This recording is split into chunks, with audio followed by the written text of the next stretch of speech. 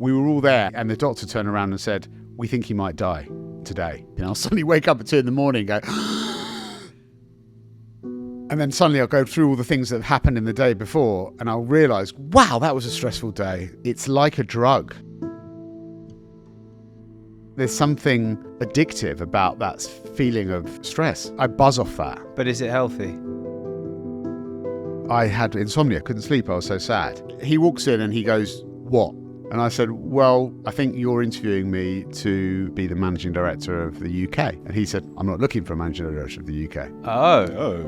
I think the other thing that I really learned from that experience was declaring one day a lovely lady Deb would become your future wife, to then identifying that pursuing what you love can be the key motivator to working hard at life. I realised I sleep better if I don't look at emails at 7 o'clock. And I'm not just going to keep that to myself. I want the rest of the team to benefit from that. You then seem to have a natural desire to make that change for other people. you have no idea what's going on in anyone's life.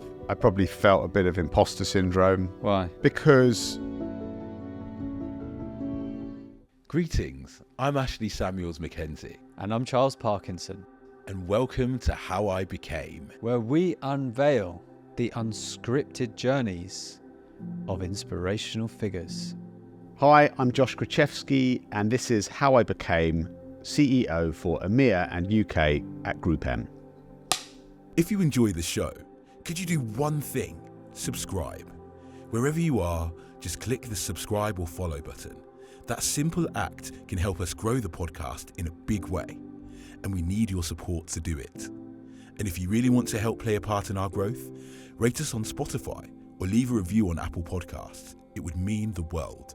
Thank you. With a strong foundation built on kindness, today we will share this guest's biography. Finding an early interest in people, he chose to study social anthropology. After a tussle between two loves, he moved towards the world of advertising, finding the way that it related and spoke to people to be truly appetizing. He's been in C-suite roles for over a decade, encompassing strong leadership, vision and ambition, adding on honesty, clarity, authenticity and resilience, a true general that can lead any mission. A man with many experiences and stories. In a moment, he will share and tell them. Welcoming Josh Krichefski, President of the IPA and CEO for the UK and EMEA at GroupM. Thank you. Welcome. There we go. Love that. That was beautiful. Amazing, right? It's only going to go downhill from here. Let's see. Well, we last saw each other on the beach in Cannes. We did, yeah. At the campaign party. And you were about to head off to Glastonbury straight. That's right. Yeah. How was it? It was great. Yeah, it was. I mean, listen, I try and go every year, and it often is the weekend after Cannes, so it's quite difficult to go home between, because Cannes, generally I need to be in Cannes for as long as I can be there. There's loads of things going on, loads of client things that I need to be at, so I can't leave early. So I generally I fly from Nice to Bristol. And a mate of mine will pick me up and drive me straight to Glastonbury from there. Yeah, so it's quite. And I always arrive at Glastonbury exhausted. I'm already just like, oh my god, I can't believe I've now got Glastonbury ahead of me, having just done Cannes. But you always get through it, and it's great. It's not, there's no place I'd rather be. This is the secret to becoming a CEO. You go to Cannes and Glasgow, and it just makes it all happen. Expands the capacity of what you can do. Yes. Yeah, exactly. Yeah. It makes you stronger, for sure. Well, this is the story of how you became EMEA and UK CEO of GroupM, the world's largest media investment organisation. GroupM entered we like to do some stats, some numbers for people who aren't in advertising, maybe don't know about this big influential company. Formed in 2003 by WPP to serve as the parent company of WPP's media agencies, right? And you entered 2023 as the global leader in media investment with $63.9 billion in total billions globally. And your remit is EMEA and the UK. Yeah. So we're going to tell the story of how you got there. But for anyone not in advertising, how would you describe what GroupM is and what it does? Yeah, it's a good question actually. I don't think I've had anyone ask me that question. Funny enough, so I'll start by explaining what a media agency does. Yeah. And then I can sort of shed some light on the role of GroupM and all of that. Sounds good. So a media agency basically works with an advertiser, so a client, on how they develop their strategy for communications. So if a client decides that they want to sell 1 million units of whatever it is that they have to sell, so it could be Coca-Cola selling Coca-Cola cans. Yeah. The media agency will work on a strategy to communicate to the right people at the right time to be able to help that client sell those things that they want to sell. Or it could be a charity driving donations, or it could be, a company that just wants to raise awareness of themselves. And the media agency will use data to understand who they should be targeting, how they should be best, what they should be saying to those people, what media channels they should be communicating in. And then we plan the actual campaigns, implementational campaigns, and buy them. So negotiate with media owners, pricing, the rate to advertise in that space. And then we optimize those campaigns in real time. So, the majority of ad spend these days is in digital media, which allows you to track and move your campaign around at different times of day and next to different content all the time to make sure that you're making your campaigns as effective as they possibly can be. Right. And then after the campaign's over, we'll analyze how successful that campaign has been at delivering those business objectives of that client. And we basically do the whole end-to-end thing. Right. So you're talking to companies like Google, YouTube. Yeah. TikTok. Meta. Yeah. ITV, Channel 4, Sky, Global, Out of Home and Radio, Bauer Media, all of the magazine companies. We work across all media. Yeah. As you said before, and we have within GroupM, we have Essence MediaCom in the UK is the largest of the agencies and is the largest agency in the UK. And the company you would join to enter into the I came from Essence MediaCom before I did the GroupM job. Yeah. And then we have Wavemaker, we have Mindshare, and we have M6, which is part of another company that's part of WPP called the AM Partnership. So those 4 media agencies they form the media agencies that sit within GroupM. Yeah. And then what GroupM is there to do is GroupM is there to give the clients the benefits of the scale that we have as a group of media agencies. And that's kind of evolved over time, actually, if I'm honest. So you said it was launched in 2003. And I think for the first 10 or 15 years, GroupM was really about bringing together because we were buying more media space than any other group.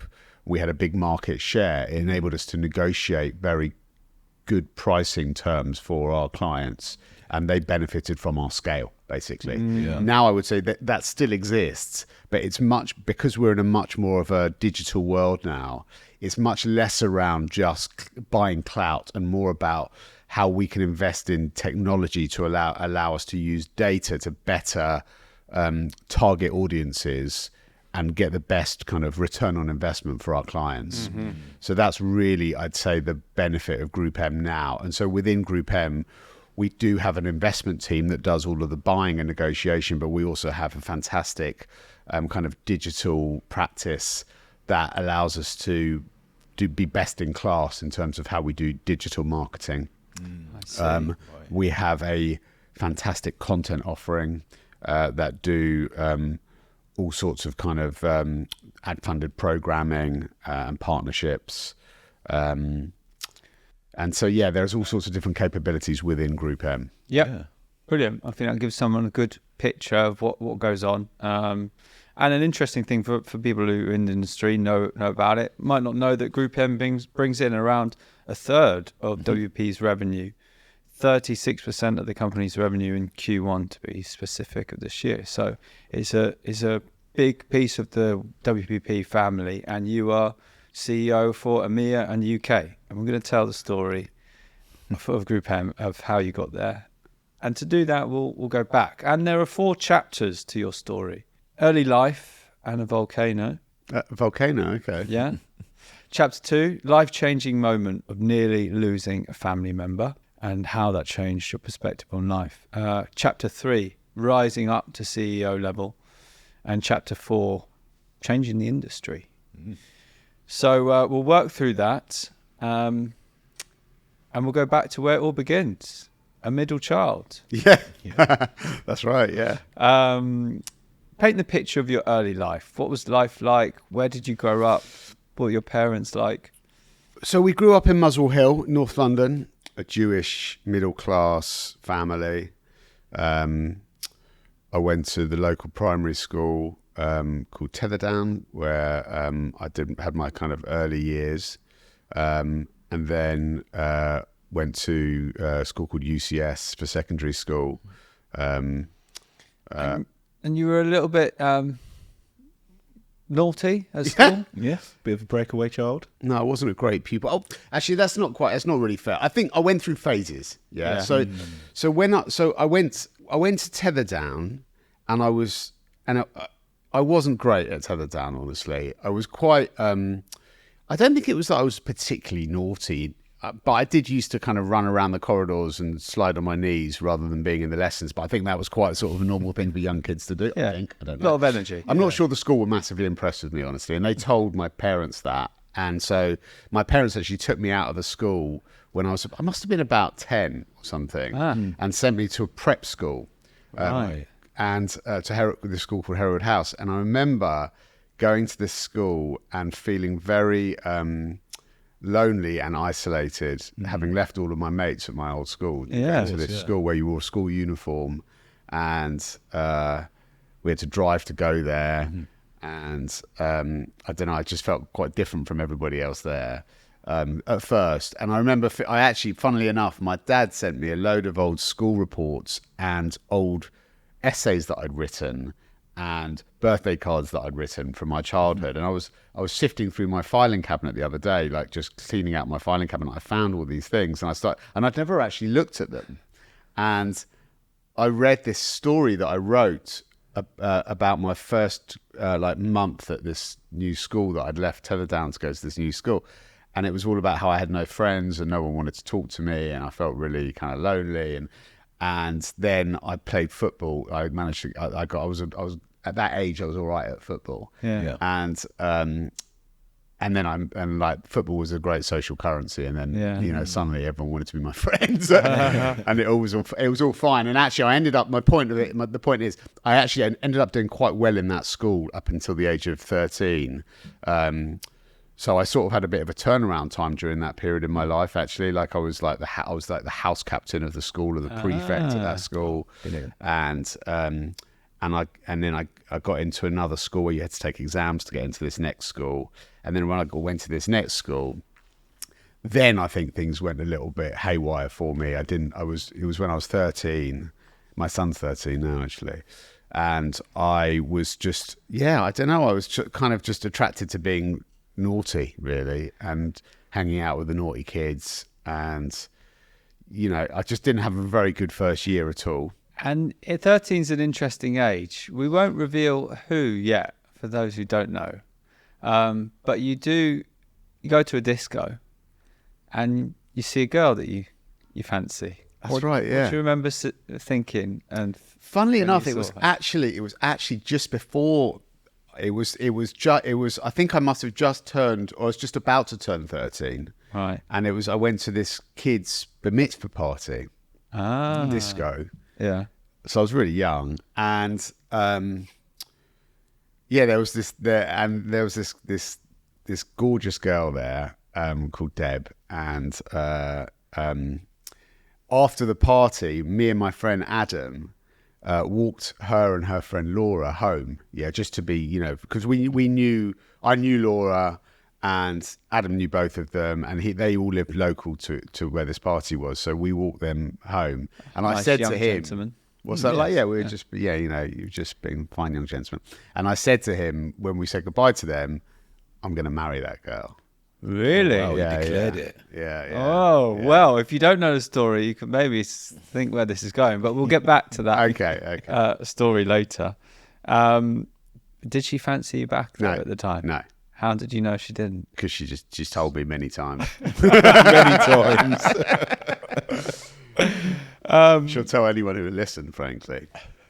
So we fast forward, you have an okay time at school, not the best grade. Yeah, like I didn't. So my first year at school, so I was at school for 5 years. So I joined at that school at 13, and I did A levels there, right? So my first year was terrible, and I got into all sorts of trouble for bunking school. In my end of year exam result, this is quite a funny story actually. I don't know. I mean, I don't know if I've told you this, but so you were given certain general studies subjects in your first year that you didn't choose to do. They just said, right, you're doing Latin, or you're doing classical civilizations, or you're doing home economics, or whatever. And I was given classical civilizations, or it was called ancient civilizations, and it was taught by the headmaster of the school. Wow. Yeah. It's no easy lesson. So it's like, God, I can't believe in my first year I'm doing lessons with the headmaster of the school. That's pretty scary. Yeah. But I wasn't scared. I should have been, but I wasn't. I didn't have that kind of... Honestly, I think I sort of lacked that level of respect that I should have had, really. Yeah. And in the end of year exam, I think it was 14% in the end of year exam. Ouch. Yeah, 14. I was actually late for the exam as well. Wow. That sort of gives you a picture of how I was thinking about school at that time. Yeah. In the school report, he said, Josh's result was not only pathetic, it was insulting. I'll never forget that. And this was in this subject, ancient civilizations. Ancient civilizations, yeah. Wow, which Yeah. is interesting. It is Later in the story.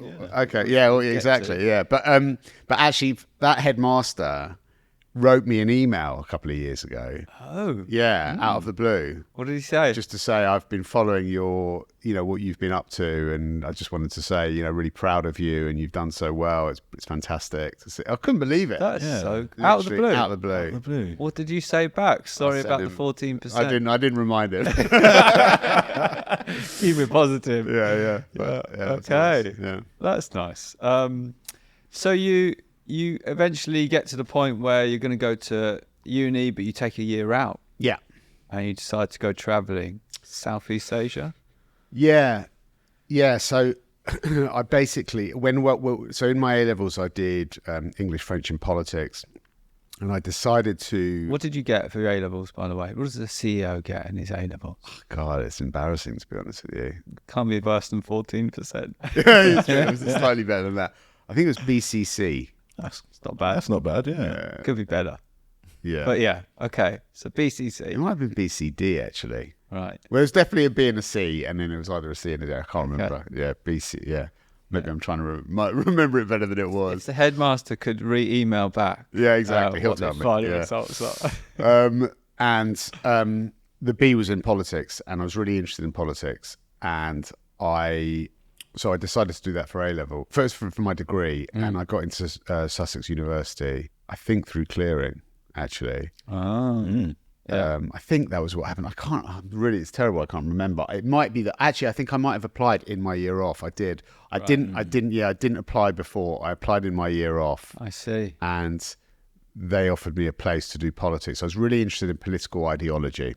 That was why I wanted to do politics. And then, but anyway, so I had that. So I had a place at Sussex University. So that was cool. I went to Southeast Asia. I worked in Southeast Asia. So I went and got a job in Singapore. A friend of my dad's lived there, and she set me up with a production company, and I managed to get. So I worked for this production company for about sort of 5 months, which made ads, and it was interesting time. I think Singapore's chat. I've never been back to Singapore since then, so I'm like dying to go back. It was like 30 years ago or something, but it was so that was cool. So I did that, and then I travelled. So after a couple of months of working, I travelled around Indonesia for a couple of months, and then I went back to Singapore, worked for a bit more. Then I went to Vietnam, and I taught English in the north of Vietnam, in Hanoi for a bit. Right. Like, you didn't have to be an English teacher. Like this woman who was running the school, there were so few travellers in Hanoi at that time. she heard that I was in the area, and she literally came and knocked on the door. I opened the door one day and she said, "I hear you're English. Would you come and teach in our English school?" So I was like, "Yeah, I'd love to." I was thinking I was like Robin Williams from Good Morning Vietnam, and I was like, "Yeah, I'd love to." So I did it, and then I travelled down Vietnam, and I went to Cambodia, which was kind of crazy time because it was quite dangerous. There was still kind of all sorts of bombings and things going on there. There was still kind of Khmer Rouge action going on there at the time. And then I went to Thailand and I came home. But yeah, I think it was quite a formative moment that year, because it definitely, I was on my own. So I spent the year on my own. I met with friends at different points, but I was basically spent the year on my own. So I got to know myself quite well in that time. And I became quite interested in different kind of societies and communities and different value systems, depending on where you were. Like I learned in that year that there isn't a kind of universal value system in the world, actually, and that, in different cultures, they value things differently from based how on we your do. life experiences. That shapes your value systems, It does, but also just your different communities value things, whether that's because of religion or because of history or because of just geography. It just had it means that. So that was quite eye-opening for me, just to see the different, learn a bit more about Hinduism or Buddhism or Islam, which I hadn't really been that exposed to before growing up in North London, if I'm really honest. So that was quite interesting. But then when I went to university, I was in my first term of doing politics, and I just wasn't digging it at all. It wasn't what I was expecting. And so I asked to change course. Right. So I said, can I change course and do social anthropology? Because I really want to do that. I met an anthropologist in Indonesia. We were climbing this volcano. I think that might be what you're referring to when you said volcano. And I remember it really well. And I remember doing this hike up a volcano and then coming back down and then meeting an anthropologist and spending like the whole day talking to him. And I just couldn't believe that that's what he did. Like that he studied and wrote ethnography about different communities in the world. I just thought, wow, that's a career. You can do that for a life. Exactly. Yeah. So I said, can I study social anthropology? And it turns out that Sussex University is actually a very, very good place to study social anthropology. That worked out well. Yeah. And they said, you can, but you have to start again. So you can't. Next year. Yeah. So you have to start a new first year. So I just lived down in Brighton for a year and then started again. So I ended up being there for 4 years. But it was a really formative moment for me, because it was the first time that I started really working hard when I started studying social anthropology. And the reason for that was because I loved it. You enjoyed it. It was so interesting. Yeah. And I was studying, it was a joint honours, it was social anthropology and development studies, like third world development studies. So both of those things were really fascinating to me. So I worked really hard, and but it wasn't, I enjoyed it. It was like joyful. Yeah, it didn't feel like work. It didn't feel like work. Like I would spend my weekends in the library. It's funny. I say this to my mate who I lived with in in university. He goes, "No, you weren't. You working well." He always goes to me, "That's just bollocks. You weren't working that hard." And I always say, "No, I was. It's just I wasn't doing it in the flat. I was doing it when I'd go into."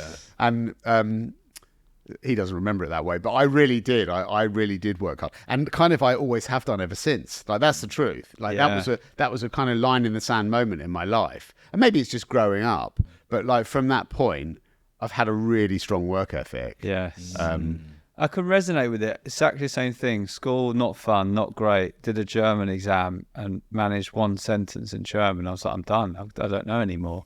Very disappointing look from the teacher. But then as soon as I got to university, filmmaking, everything, I loved it. You go from being the person who's making the noise in the class and people telling you to be quiet, and then all of a sudden you're at uni and you're telling others to be quiet because I'm interested in this. This is interesting. And then you go off in your career and keep that momentum going. Yeah. So you then you get into the industry, but before that, or maybe in the early part of going to university. Yeah. Your parents, they get divorced. Yeah, they separated. Yeah. So what happened was I came back from travelling. My dad was working in Glasgow. What was he doing for work? He's a TV producer. Yeah. I think he was working on Taggart. He was producing Taggart. Do you remember Taggart? I remember Taggart. Yeah. So he was often not there in the week, and then he'd come back in the weekends. And basically, what happened was my mum, I'm not going to go into loads of detail about it, but basically my mum told me that there were problems. Right. Yeah. Okay. And because what had happened, she came home crying one day. This is what happened. She didn't want to tell me that. But what happened was I found her crying in the and I come was home like, and she's crying. Yeah, and I was like, "What's the matter?" And she said, "Oh, nothing." And I said, "No, what is the matter? I can see there's something the matter, and I can see that there has been something the matter for some time. Yeah. So what is it?" What's going on? Yeah. And Because you care for your mother, she's been there for you. You want to. Yeah, exactly. And you can see when something's not right. Yeah. And anyway, so she said, look, she basically said, look, she talked about the problems, and then my dad came back, and then we had a chat in the weekend, and he talked about. So you then had a chat with your dad. Yeah. What was that like? Because you're only sort of 19 years old, having to go, I'm going to have a chat with my dad about. It was pretty Their uncomfortable. relationship. Pretty uncomfortable. Because also I think like my parents are from a different generation where they're not very open. Like my parents are amazing, lovely, wonderful. I've got nothing bad to say about my parents. They're loving parents, and but they're not. It's quite funny when like with me, I'll pretty much talk to you about anything, and my kids, if my kids want to talk to me about anything, I'll talk to them about anything, and I'll be very open about it. I think they come from a different generation where there's only so much they'll talk about, and then it's like the guards come up. Yeah. So we didn't have like an in-depth conversation. Yeah. But basically, their marriage was breaking up. And so then I went off to university, and then their marriage did break up while I was there in my first year. So I never really came back home after that. And because I just didn't really want to be there while it was all happening, and they were moving out from, they were starting to sell the house and move into different flats, and it was just too sad for me. I didn't want to be, so I just made a life in Brighton. That was my home at that time. Like I really felt like Brighton was my home. So I stayed there in the holidays. I worked. I had loads of different jobs down there while I was still at university.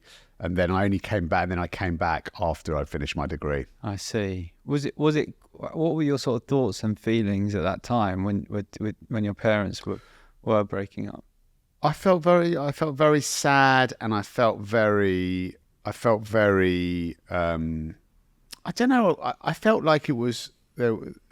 I'd always thought that we had this incredibly happy family, and that my parents were like this rock solid couple, and so I felt like the kind of floor had been kind of pulled beneath me a little bit, and I found that quite destabilizing. And I wasn't angry with anybody, honestly. It just made me feel insecure. I would say, honestly, Okay. and I think at that time, I also befriended, when I was at university, all my closest friends all came from, I don't think this was on purpose, but they all came from broken homes.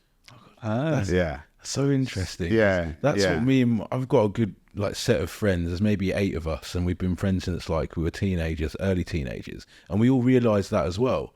We all were together one day, and we went, hang on. And we looked around and we're like, none of us have come from the conventional kind of nuclear family, as they say. Yeah. Yeah. So it's quite, so yeah. And I literally still don't know today whether that was purposeful or not, but I definitely felt a real resonance with these people, and still do. Amazing.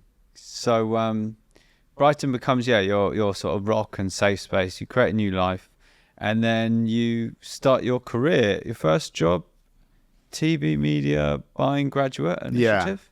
Yeah. Where's that? Is that in Brighton? Was it in London? No, it was in London. So I came up to London, and I moved in with my dad, and I got this job. I basically got a placement at an ad agency, for a month, and part of that placement they sent me off to their sister media agency at the time, Initiative. Right. And it was called Initiative Media at the time.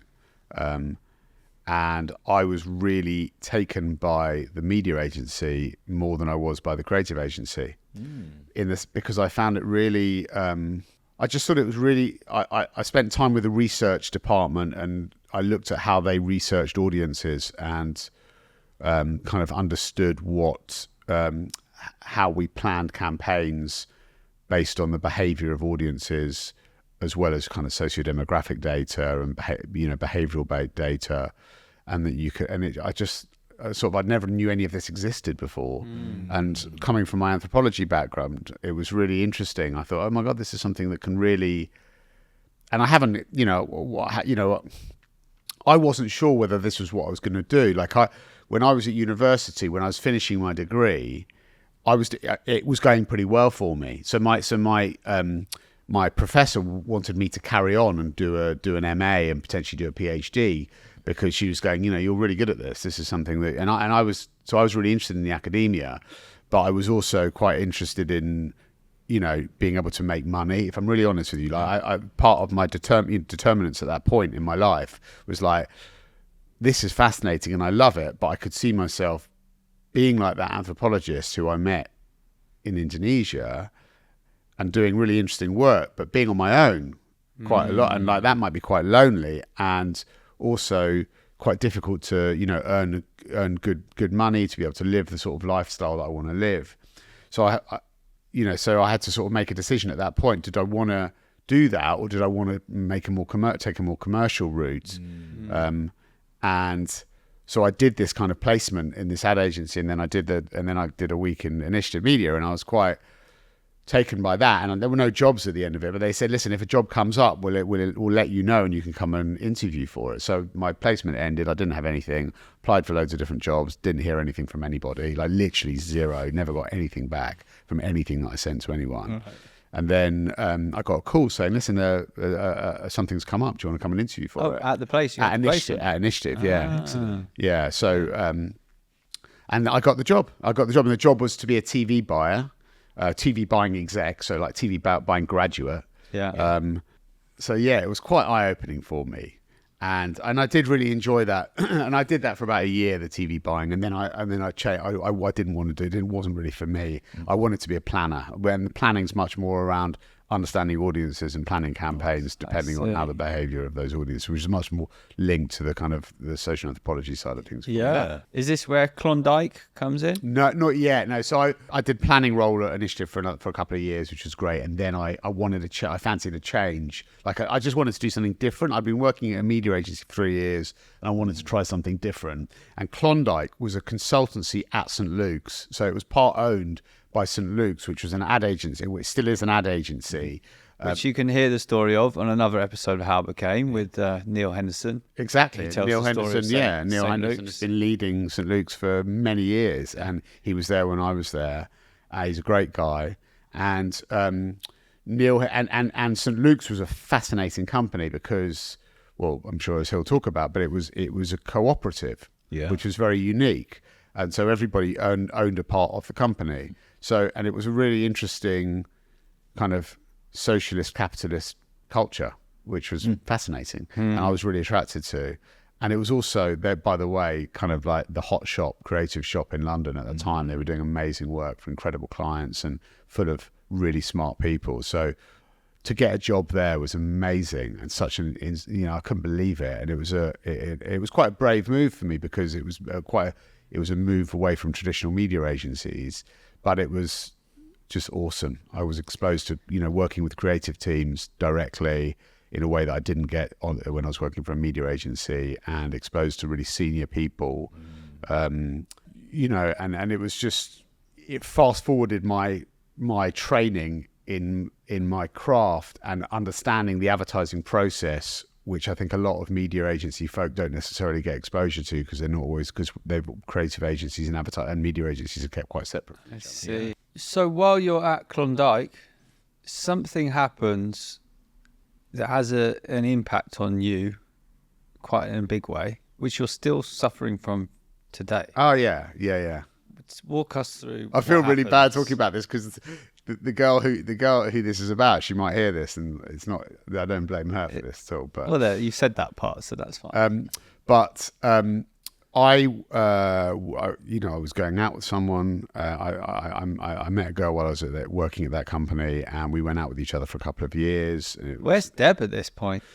So me and Deb had never got together at this point. I see. Okay, Yeah. hadn't seen each other again. No, we'd seen each other I around see. about. Always seen her at parties, or but nothing had ever happened between us. So what happened? Yeah, I can tell you that story as well. But so what happened was I was going out with this great girl, and I was in love with her, and we were living together, and then she broke up with me. Yeah. And you're how old at this point? I must have been about 28. Okay. I must have been about 28. Right. So were you thinking maybe marriage with this person? I was actually, do you know what? I'd actually set up my own thing at that point. So I'd been at Klondike, and then I did my own sort of offshoot from that, which is SEO agency. Digital agency, Right. a search pay-per-click agency, Yeah. called K-Word. But so I think but I got together with her when I was at Klondike. Then I set this thing up. So you left Klondike, set up your own business. Yeah. Yeah. And then she broke up with me. Ouch. And then I think that's the right order. Anyway, and I was heartbroken. Did you think you were going to marry this person? Potentially? Yeah. So that is painful. Yeah. I had insomnia because I was like, I couldn't sleep. I was so sad. Yeah. Right. And then in what level? What are we talking about? Like you only get I'd go to few sleep, and then hours? I'd wake up in the middle of the night, and I'd be like just feeling lonely and sad, and wouldn't be able to get back to sleep. And And then you'd have to go and do the whole next day running your business. yeah, I mean, it was very small, but yes, And then, but listen, the truth of the matter is, I got over the relationship breakup pretty quickly. Not because nothing, not to underplay my feelings, but it was just like you get over relationships quite quickly. But I didn't get over the insomnia, and the insomnia was always really, even though it was a heartbreak thing at the time, then it was completely associated with workplace stress and anxiety. Right. Yeah, so I don't really sleep badly. It's funny. I had a bout of insomnia last night, and it wasn't really about work. It was more about, it was about. Yeah, well, I'm not going to go into what it was about, but it wasn't a work I'm thing. intrigued. It was about money, actually. Funny enough, but I don't think it's. Anyway, it's mainly about work. It's mainly about anxiety around work. Yeah. Yeah, and I manage it much better now. So it's 20 years later. I manage it much better now, but it's definitely something that stayed with me, and something that I've had to learn to deal with and to live with, and to be able to still thrive, honestly, even though I have that. I have the risk of not sleeping well at the back of my head. Well, we'll talk about that in terms of managing it and dealing with stress later in the episode. We'll get to that, because obviously your career progresses from here, and you get more and more responsibility as you go, and no doubt the anxiety and insomnia maybe trends worse with that, but we'll get there. Well, for example, how much sleep did you get last night if you had a bout of insomnia? So last night I went to bed at about 11. I woke up at 2. 3 hours, yeah. I then got back to sleep about 5, and then I woke up at 6. And it's partly because my wife had a really stressful deadline as well. Yeah.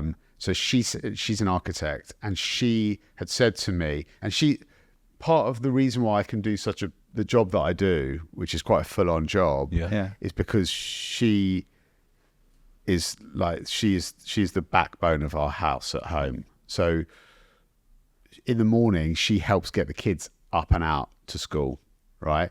I don't.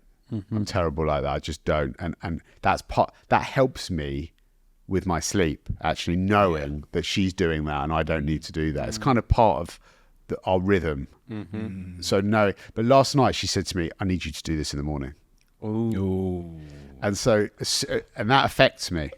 And I know that sounds weak, No. but it's like, I just can't, like that immediately. She's like, I need you to do that tomorrow morning. And so just boom, something in my stomach goes, you're not going to sleep well tonight. I see. And then, so that was why. So then I woke up at 6, and then she got me. She was like, "Can you go down and deal with them?" So I went down. Yeah, I went down. I was rubbish, really grumpy.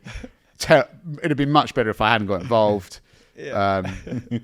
And I'm glad we got you in good spirits today. Then this could have been a very different episode. Right, guys, what do you want? I've got in half an hour. Anyway, actually, the truth is, I dropped my daughter at the station. I took my son to the to school, or to the cafe near his school. Went back to bed for an hour and slept for an hour.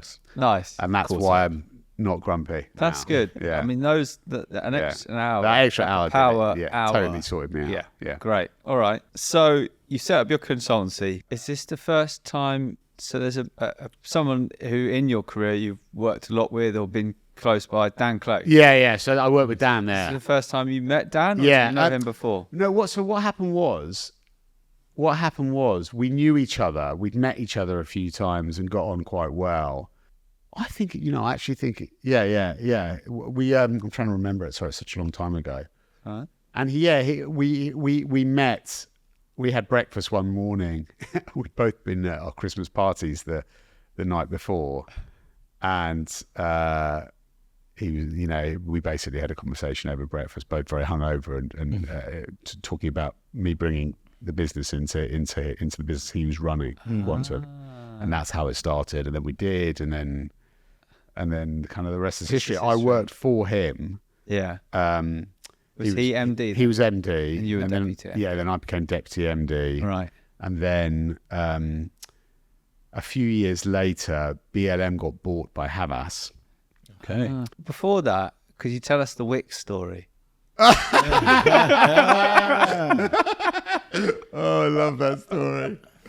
Yeah. I mean, it's funny. It's funny. I don't know. I find it funny just because I just think of me and Dan doing this thing. But just tell it. Paint the picture. Right, what happens? So we were pitching for Wix. We pitched all the time. We were constantly pitching for business. It was a really small agency, and digital was relatively nascent. It was quite a young digital advertising was quite a young thing, and we were really good pitchers. Actually, we used to pitch together. We used to win loads of business, and we went to pitch for Wix one day. Wix, the DIY home shop. Yeah. And in those days, when you went and did a pitch, like you'd take your laptop and you'd take a projector and you plug your laptop into the projector, and the projector would project onto a white wall hopefully in someone's office, presumably if they had a nice big white wall for you to project on. And it was just, sometimes it was a bigger team, sometimes it was just a cut. And anyway, so we decided it was just going to be Dan and I were going to go and do this meeting. Yeah. And so, I remember really well, we were trying to get to the, we were in a hurry to get there.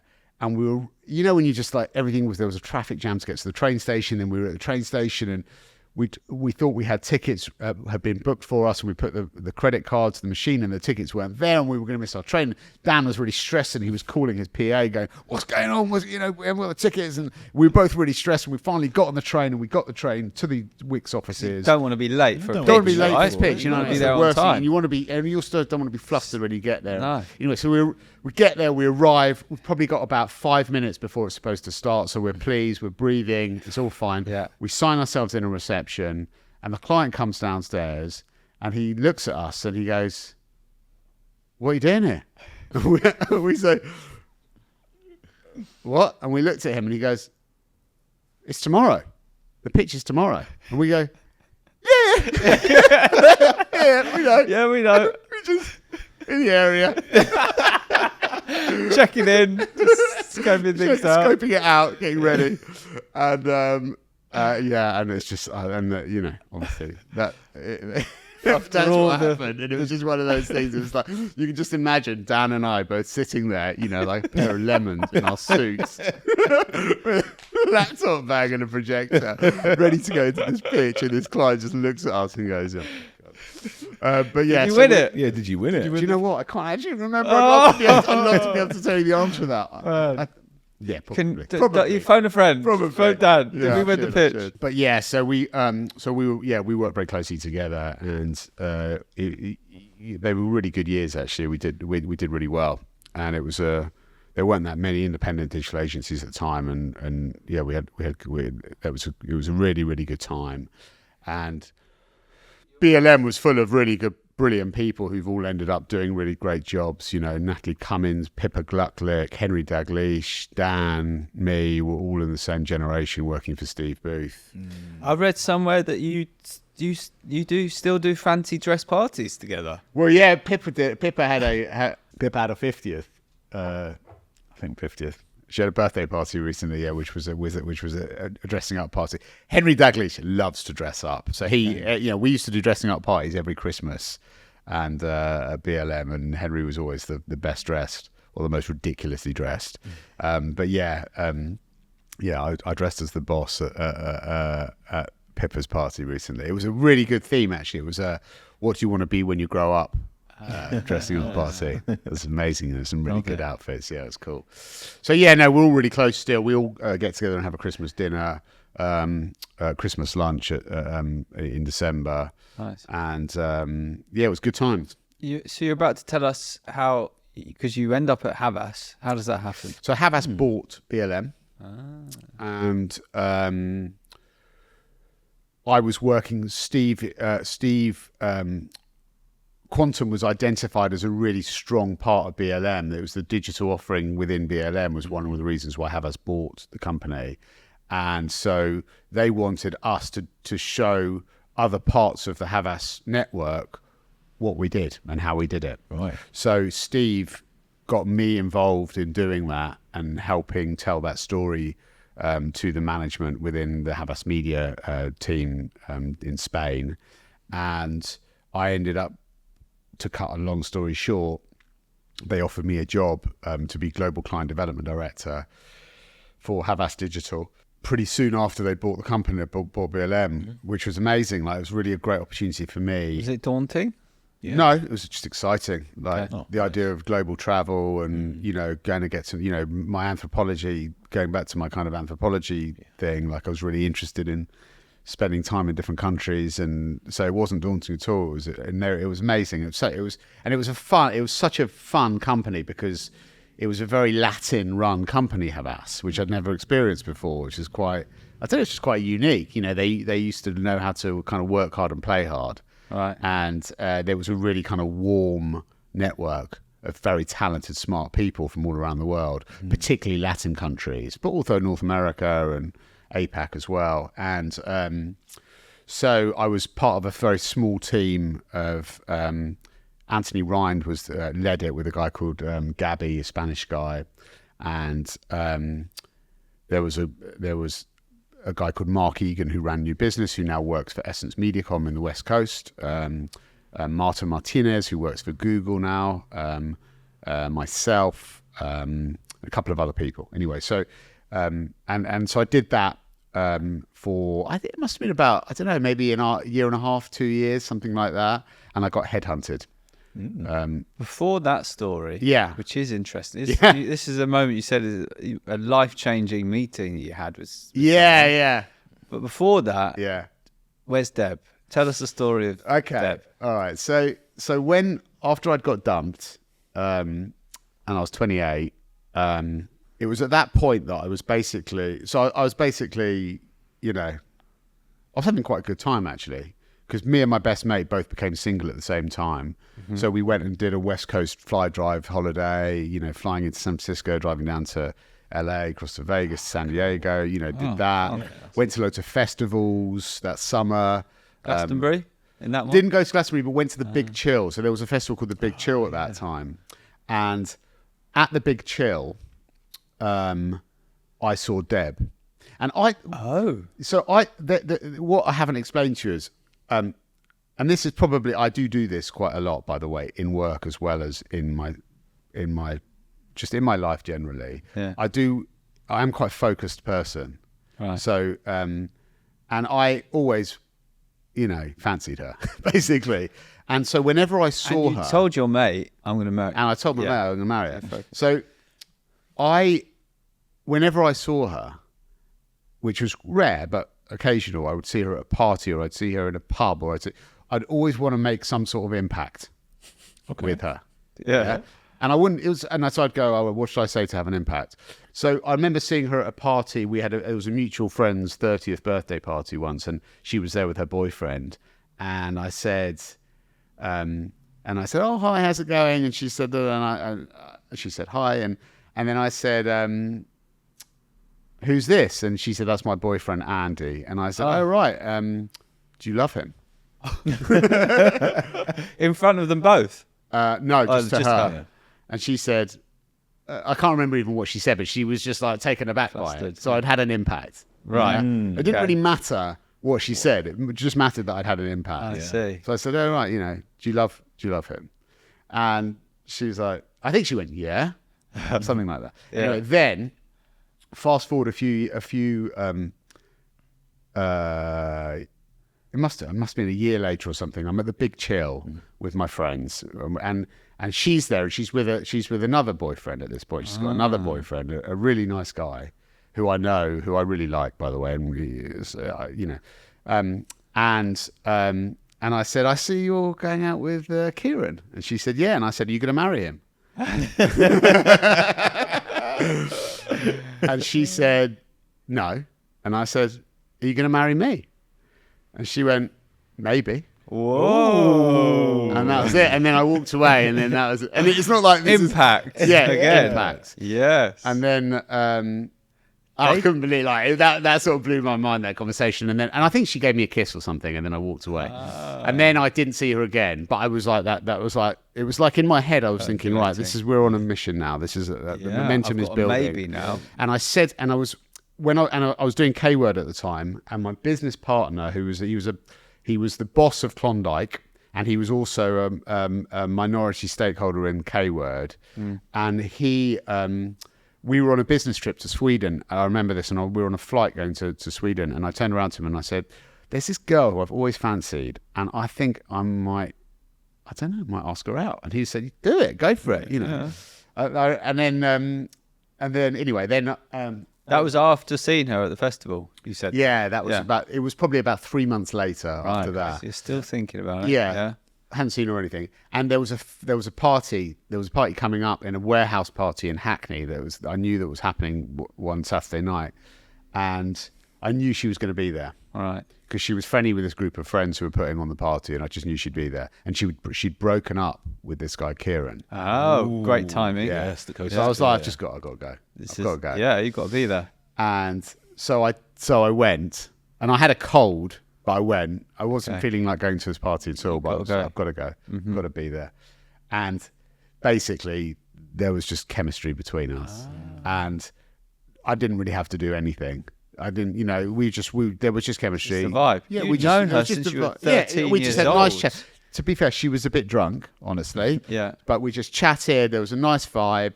Danced a bit. That was it. See you later. Didn't make an arrangement or anything like that. Didn't have a kiss or anything like that. It was just had a dance. Had a good time. Nice to see. Definitely a vibe. Yeah. And then it's quite funny because she had gone. So she had thought the same thing at this point. So she had drafted this long email to send to me. Yeah. Oh. And Email? Weird. Okay. She drafted this email to send to me, and she was going, oh, shall I send it? Shall I not send it? And she was saying to her cousin, what's Josh's email address? And shall I send this? What do you think? And anyway, she was umming and ahhing about sending it. And then I sent her a text going, is this your number, Debbie? Yeah. And she got it, and she panicked, and she pressed send on the email. Not the right move. Well, worked out. But And then that's hilarious. and then the rest is history. Did you? What are you thinking when you got the email? Are you like? I actually don't remember. I'm not sure she sent it to the right email address.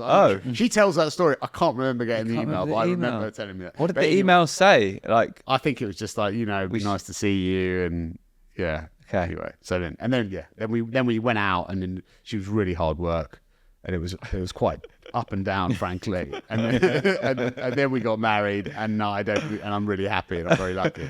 I thought you were gonna say, and we went out, and she was really amazing. No, she was actually a complete nightmare.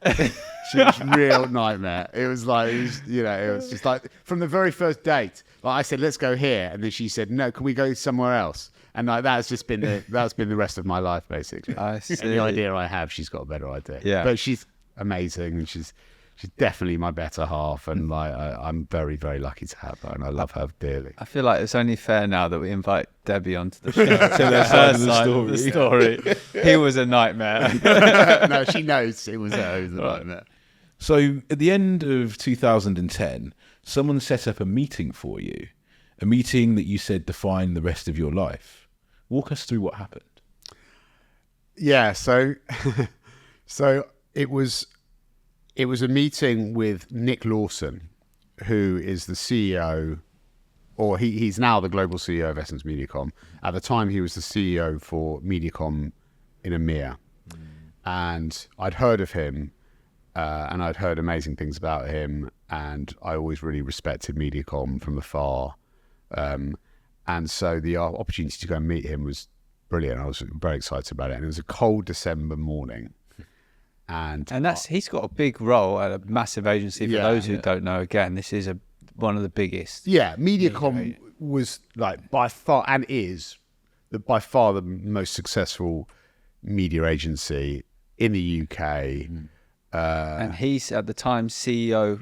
And he basically is a big reason for the success of that business. You know, he's led it. He's grown that business. He's a serious guy. And what are you thinking when this meeting's set I'm just really excited. Yeah. Yeah, I'm not scared. I'm just excited. Yeah. And it's a cold December morning, and I'm wearing a black suit. I remember what I'm wearing. Right. And I'm wearing a tie. I used to wear ties with suits in those days. And I go and meet him in, I think it was a Cafe Nero in Theobald's Road. Right. And I'm sitting there in Cafe Nero waiting for him to come in, and I've got a coffee, and he walks in, and I think he's about 6'3", 6'4". Right. He's very tall, very he's quite a scary looking bloke basically. He's, dark hair, dark eyes, tall, big presence. His nickname is the Dark Prince. Okay. And he's but he's a lovely man as well. But he walks in and he goes, "Do you want a drink?" And I said, "No." He goes and gets himself a cup of tea, and he comes and sits down, and he looks at me and he goes, "What?" And I go, "What do you mean?" And he said, "Well, what are we doing here?" And I said, "Well, I think you're interviewing me to be the managing director of the UK." And he said, "I'm not looking for a managing director of the UK." Oh. And I said, "Okay." Plot twist. Yeah. Slightly threw me. So I said, "Okay, well..." And you're really excited about this meeting. Like, you're ready really for it. excited, All your questions, answers. I'm going to meet this guy. Yeah, amazing. And he's like, what? He's like, why am I wasting my time? Yeah. So I said, "Well, look, we've both got a drink. Should we just drink our drinks, have a conversation, and see it?" He goes, "Yeah." So we did. We talked about the industry. We talked about media. We talked about opportunities with, what's good and bad, what they're doing. And at the end of the conversation, he said, "Right, I want you to come and work at MediaCom."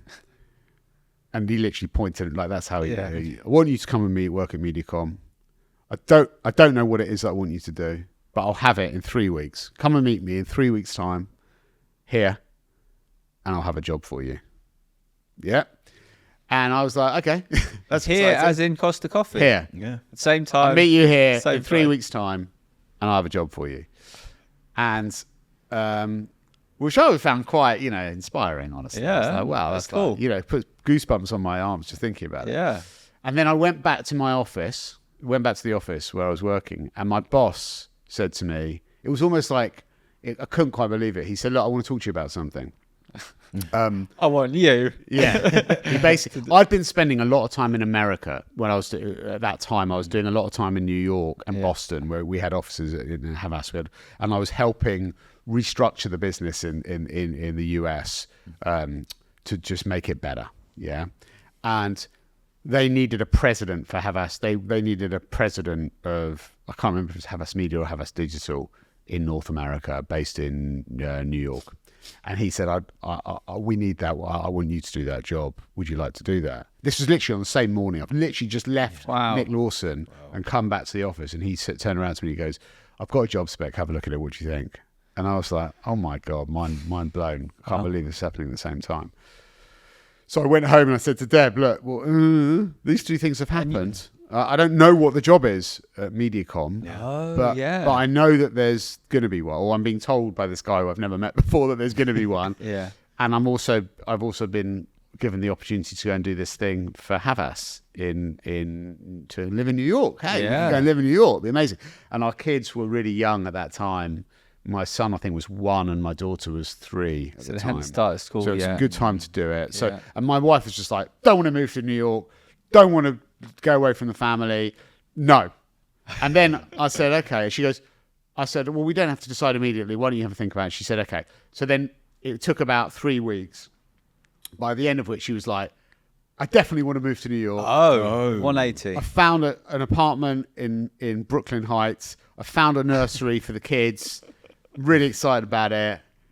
And then I got offered the job of COO for EMEA for MediaCom. Wow. And I just said to Deb, I think this is a better job for me. I don't know. They're both great jobs, but I just think this is a great opportunity for me. And I think this is what I want to do. And so we made that decision to stay and to do that job. Wow, that must have been tough, though. MediaCom. Yeah. And do you know what? I didn't look back really, because when my first day of MediaCom, it was like I'd come home. I've never felt like this before. Like turning up at a company, and on day one, just having this feeling of God, why haven't I always worked here? What was it about it? Just the people. Right. They were just. What were they like? Just normal. That's the best way I can describe. Just really normal, low ego, super smart people. There was no sense of politics. Everyone wanted each other to be successful. Everyone wanted me to be successful. It was just like love. Like it was just the feeling of like, I don't know, just corporate love. Right. And it was cool. Where's Dan Clays at this point? He's still at it was called Arena BLM at that point. Okay. But he was still working there. Okay. What point do you, I mean, this comes later in the story, but at what point do you cross paths with Karen Blackett? Well, Karen, it was part of the interviewing process. So Karen interviewed me. She was the last, her and Matthew Mee interviewed me together. Oh, and what role was she in at the time? She'd just been made UK CEO. So I was going in to replace her. As she was doing COO for EMEA, and then she went in to UK CEO, and so I was going to replace her to be his next COO. So her and Matthew Mee, who was the CS Chief Strategy Officer for EMEA at the time, interviewed me together, and that was when I was really impressed with both of them. Yeah. I remember thinking Karen was like so polished and professional. That was like, I remember just thinking, gosh, she's so impressive, that woman. And Matthew was so bright and lucid and eloquent and but just, I keep coming back to the word normal, just down to earth, just a cool bloke, someone I wanted to be my friend. To me, it sounds like all of a sudden you're COO of the biggest media agency, and it's just, but it was a jump. It was a jump, but it was a big job I had at Havas actually. That was going from the quantum job to the global job was a big jump. Right. It was definitely a mind expanding jump for me to go into a global role of a network, really get to my teeth into, and it was the first. I think that was the biggest kind of like, I talk quite a lot about growth mindset. And I think for me, I had to have a real growth mindset going into that job, and I really did. And I felt like I got a lot of confidence from that, being able to go into markets and help them, work very closely with certain global clients and help them change their digital media mix and actually have quite a big impact at a global. So I felt when I went into the MediaCom job, I was pretty terrified starting that job into a company where loads of people have been working there a long time, and it was a hugely successful agency. But I pretty quickly found my feet, if I'm honest. What do you think you did to succeed in that role early on? What are the credentials that are required? What are the skill sets that are required to do well? So it's a really good question. Basically, what happened was Nick said to me, look, I want you to look after Russia and France. Those are two markets where we've got problems at the moment. Mm-hmm. We need to change our leadership in Russia, and it's potentially a really big market, but we're not doing very well in France as well. We just weren't doing very well there. So he said, I want you to go in there and look at what's going on there and recommend to me what we do to change it. Right. So in France, it was a leadership change. In Russia, it was a kind of full kind of, I worked with the leadership team there on how they worked better together on clients and how they changed their product mix and how they went to market. And in France, it was similar, but it was more about kind of bringing in a new leader and trying to engage the most talented people who were feeling quite disillusioned in the business. So that was the job, and I did it. And then also, how do we bring together? We had a central team, and it was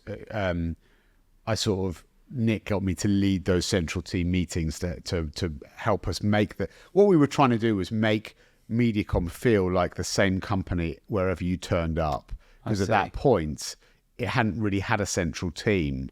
So it was a network by name, but all the different markets were quite different in strength. They all had their own culture. So Nick's agenda was, how do we make ourselves brilliant everywhere? And I sort of helped him do that. But I only did the EMEA COO job for a year because Karen then said to me, would you come and be the COO for the UK and work with me? And she said, look, basically, I'm looking for a successor for me when I'd move on and do something else, if you're successful as a CEO. And MediaCom UK for me was a really, it's a highly successful company in my home market. So the idea, I sort of had a conversation with myself and went, what do I actually want to do? What's next for me? Do I want to be the CEO of the biggest media agency in the UK? Yeah, I do. I'd love to do that. Was that the first time you had that thought? Yeah, totally. Yeah. Never had that thought before. Oh. I was like, wow, this could be a stepping stone to me running MediaCom in the UK. I would love to do that. Because Karen was stepping up to CEO of... No, she wasn't stepping up to anything. She'd only been doing the job a year, but she was just saying, I see you as a potential successor to me. See. It didn't mean that I was necessarily going to be. I'd have to be successful in that role. Yeah. But actually, it was quite an important decision because actually in the hierarchy, I was going down a level. I was going to say, it looked funny because you go from EMEA... COO to UK COO. I made that call to go down a level. And I think that's a good learning. And I'd say that to people, like, don't be scared to make a sideways move or even a backwards move if you think in the long term it could do you good. And that was definitely the best. Nick was really cool. Like I said, I went to him and I said, look, Karen's come to me with this. I'm really enjoying what I'm doing with you. But, there is the potential for me. And I said, the potential for me to run the UK. And he said, look, if that's what you want to do, if that's where you see your career going, I'm not going to stand in your way. It probably is the best move for you. So he was really cool about it. And he's like, look, the UK is my biggest market. It's really important for me that we're successful in the UK. Do I trust you and Karen to be a great team? Yeah. So I'm not going to stand in your way. So I went and did that and went and worked with Karen. And that was I did that, I think it was about 3 years as COO. She did another 3 years as CEO, and then she handed over the baton to me. I see. After that. What do you think the lesson in that story is, Ash? I think one of the things that stands out there is that when you saw that possibility that you could become that, it then allowed you to kind of align yourself to be ready for that role. Yeah. And had that not have been proposed to you, then it may not have crossed your mind for a while. It may have never crossed my mind. Exactly right. Yeah. I mean, everything in I do feel incredibly lucky and fortunate in my life. Some things are very purposeful, like going on a mission to marry my wife, and then other things sort of coming my way in a weird kind of, if I'd gone to New York and done the Have Us Media job, something else might have happened. And I might end up doing the job that I'm doing right now anyway. Like, you never know. You just don't know. And that's the truth, is you never really know. Yeah. All you can do is make the decision about the next step in front of you and try and be as informed about what that means as possible. Yeah. But as I said earlier, there's no right or wrong decision. There's just the decision and then really backing yourself once you've made it. Yeah. I've got a quote from you at this time when you come into this new role as COO of MediaCom UK. And you said that I was the only man on the leadership team in the UK at the time, and you had to learn quite a lot about I had to learn quite a lot about myself and about listening more and showing more empathy as a leader. It was a great learning experience. What do you remember about that time? Did you make certain mistakes? What were you learning going into that? I'm quite a driver, so I like to get stuff done, and I'm quite sort of driven in my behaviour and my communication style. Direct? I'm quite direct, and that's not a fault. That's just your style. That's just my sort of communication style, and you can be a driver, but you can be empathic at the same time. And I think that I probably lacked a bit of empathy when I went into that role, and I needed to learn that. And I'm not saying like I was not empathetic at all, because I don't think I would have got to that position if I didn't have any empathy. I think you need to have some emotional intelligence as well as, in fact, I've probably got more emotional intelligence than IQ, frankly. But I think I learned from some of the women that I worked with to be a little bit more, I don't know, just empathetic and a bit more. I had some coaching, so I was given some coaching with this fantastic coach who actually talked quite a lot about some of the differences between men and women, and how men often think that they need to be like a James Bond type person, sort of do it alone and be kind of a hero, and actually, it takes a village basically. And so that coaching sort of pricked up my ears a little bit and made me think a bit more about how I was presenting myself, and also I think just by virtue of being the only male in a senior leadership team of the biggest agency in the UK, all women. It did change after a year or two. There was another man came in, and then another man, but definitely for at least a year, maybe a year and a half, I was the only man on that leadership team. And by the way, that wasn't the perfect leadership team. There was some challenges with it being all female, honestly, but it definitely taught me much more about women and about some of the brilliant things about women, and about how to be a bit more like a woman is a good thing. Tap into, tap into my emotions a bit more, and just appreciate a lot more of things that I hadn't really thought about before, that I think women bring to the party when they're approaching all sorts of stuff, whether it's decision making or, a big part of my job is about people. A big part of leadership is about people. In fact, most of the things that keep me up at night are not about numbers, they're more about people. And I learned a lot about how to put yourself in the shoes of other people through that process, and through being the only man on a leadership team. And you mentioned that you had a coaching. How important do you feel coaching is to people developing in their careers? I think it's so important.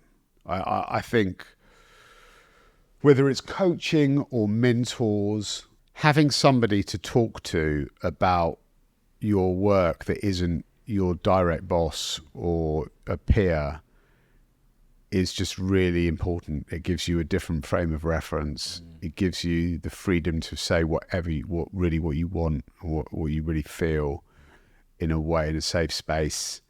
And in my experience, the coaching that I've had, I genuinely learned stuff that I would not have learned if I hadn't had those. I've had a few coaches, and I've had different coaches. One coach I actually did a bit of I did together with Claudine Collins, a colleague of mine, where we sort of talked, because we were working closely together. I was COO and she was MD, and we were talking with that coach about how we work together and understanding each other. Yeah. But I also had a coach, a woman called Chantal Burns, who teaches conscious leadership. And what that's about is understanding the relationship between thoughts and feelings, and understanding how how thinking impacts everything, and how the difference between thinking and reality. And that for me still today, I think, is probably the most formative coaching I've had in my life, that's not only affected how I lead, but also how I just live my life. Incredibly powerful. And I put a load of my people through training with her and her colleagues as well when I was running MediaCom in the UK. And I think for some people, they just said, this isn't helpful at all, because they already got it. Yeah. Naturally, they already got it. So they were like, well, I know this. But other people, it completely changed their lives. Speaking of life-changing moments, we're going to share one of yours that comes up very shortly in your life. But before we get to that, I want you to paint a picture of your mental health at this time. You're in this COO role, a lot of pressure, a lot of people you're responsible for, a lot of revenue you're responsible for, just involved in everything. And how is your mental health at this point? I think it's not great, honestly. I think at that time I was struggling with insomnia quite badly. I think I was just I probably had it quite bad, not bad, but I think I probably felt a bit of imposter syndrome. Why? Because it was a big job and I probably didn't think I was good enough to do it. And I was working with a load of people who'd all worked with each other for many years. People at MediaCom stay. You don't get many people leaving that company. So a lot of the leadership team had been there for 20 plus years. And I didn't always feel, I don't know. I think it wasn't anybody else's fault. I think I just over worried about stuff and didn't recognize. Like the thing that I talked about before when I talked about conscious leadership training is you learn that things don't happen to you. Like that's, if you think the world is happening to you, then that's outside in thinking. But if you recognize that, if you think inside out about something, that your experience of life is how you're thinking about that, right? So there were lots of stresses and pressures in that job, but I was being quite outside in about it. So I was feeling quite like I was on to you. Yeah. Like I was in the hot seat, and it was like, I don't know. How would that manifest itself in terms of your, like, the stress, anxiety? Well, I think I would feel stress and anxiety in the day. I think I'd show up pretty well, frankly. I don't think like I was showing that. But underneath, I was like tense, very tense, definitely tense in my stomach, and are you conscious of this at the time? Are you like, sometimes, yeah, sometimes not, sometimes I would be. What would you do in that moment where you feel like, oh man, my stomach's I just carry on. The weird thing is like it wasn't entirely unenjoyable, right? That there's something that's the strange dichotomy with all of this is, it's like a drug. Like there's something addictive about that feeling of stress that I'm attracted to. Why were you attracted to it? Because it's exciting. I quite like being in the kind of having to make decisions, having to change things, being in the line of fire, having to solve problems, working with a team to do it. I buzz off that. Mm-hmm. Okay. But is it healthy? No. What's not healthy is the sense of anxiety that I might feel when I'm on my own. Oh. Yeah. So if I'm in a room with, like, I'm certainly somebody who likes to be in a team. Like, I buzz off a team. Yeah. None of my success is down to me. It's all about the people that I've had around me all through my career. Yeah. No doubt. But when I'm on my own, I'm going, am I making the right decisions here? Am I doing the right thing? So is this happening sort of if you're traveling, you're in the hotel room, or if you're at night? A bit. Yeah, a bit. But it's generally in the middle of the night. I see. Yeah. And this is where the insomnia comes. So sometimes I might go through a whole day not realizing I've had a really stressful day, not realizing it's been stressful at all. Ah. It's totally normal. And then I'll go to bed, I'll go to sleep, and I'll suddenly wake up at 2 a.m. and go, Yeah. and then suddenly I'll go through all the things that have happened in the day before, and I'll realise, wow, that was a stressful day. And oh my God, what am I going to do about this? Is that the right decision? Is that, and you sort of start ruminating and going round and round in circles on it. And this is that's what's happening at 2 a.m. in the morning. Exactly. Yeah. And why you can't sleep until 5 or maybe that's it. You're just awake. Sometimes I'll go back to sleep. Is it worse at this time, or you're still suffering the same way today? Now, Yeah. it's not so bad. Okay. Because I'm much better at, I have coping mechanisms. Like I try and have a very peaceful period of time before I go to bed where I try and download everything that's gone on in the day. I write notes. Talk us through that. Exactly what do you do? It's about kind of having some sort of resolution, even if I don't know what the answer of that problem is, I know what the next step to finding a solution to it is. So as long as I've got that next step, there's nothing more to think about at this point. So that's a very useful coping mechanism I have. So either I do that before I go to bed, or I do it in the middle of the night when I wake up because I've forgotten to do it before I go back to bed. But if I do, I'll wake up, I'll go into another room, I'll turn the light on, I'll write notes to myself, I'll go through all the different things I'm thinking about. Okay, you're going to do this, you're going to do that, you're going to do this, you're going to do that. And then when I go back to bed, I'm like, you've got nothing to think about there. You've just gone through it. You've done it. It's done. Yeah. Deal with it tomorrow. It's much easier to let go having done that. Right. I struggled with that before. So how often is this happening at the moment still? Are you waking up in the middle of the night once a week, once a month, every other day? I'd say once a month. I'd say once a week, some maybe twice a week. Okay. Whereas before it was every day. Wow.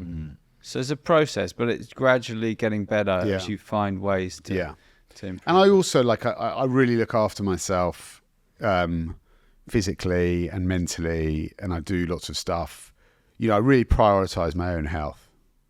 Like what? What do you do? I meditate, I do yoga, I go to the gym, I run.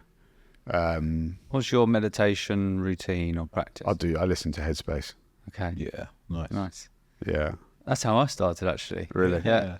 Take 10 or the first little intro thing. Yeah, it's good. Very powerful. Yeah. Okay. And yoga, you do that in the morning, do you?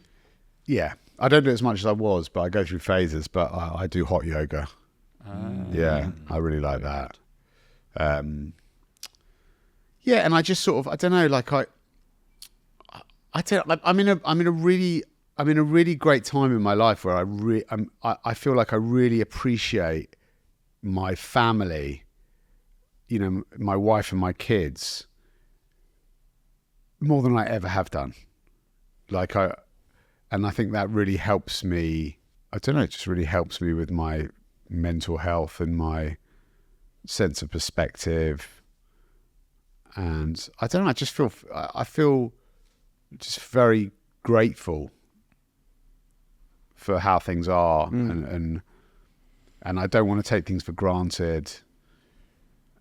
This is quite a sort of downbeat thing to say, but somebody died over the weekend. Someone who works for a WPP company, who was 51. And it really just put things in perspective.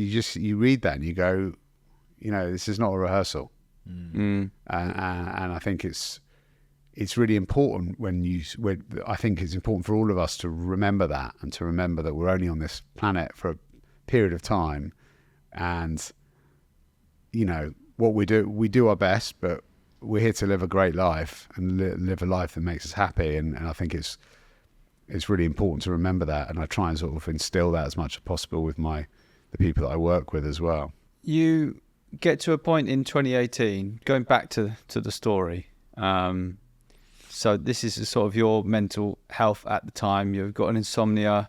You have those moments you wake up in the night, oh my gosh, that was stressful.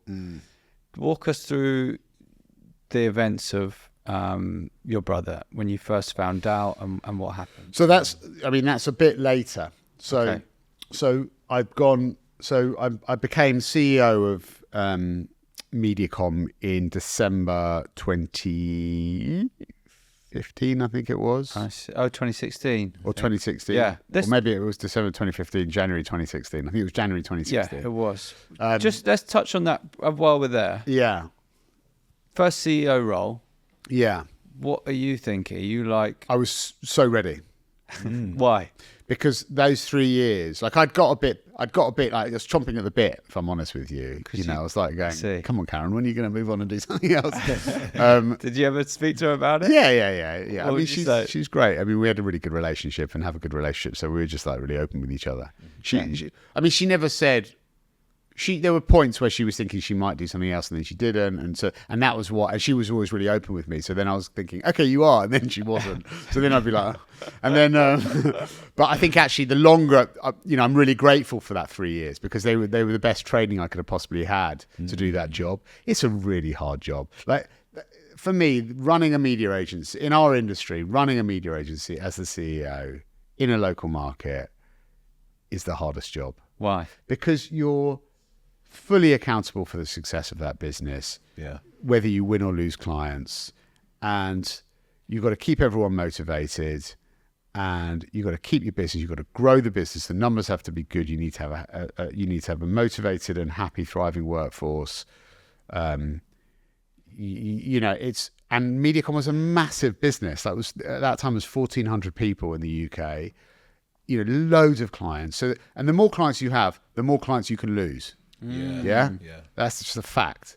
So whenever there's a pitch, it's more likely to be one of your clients pitching than someone else's clients pitching because you've got more clients than anyway. I see. Yeah. So it's highly, highly stressful job, but I had such good, I was very empowered as a COO. I did a lot of the day-to-day kind of running of the company alongside her.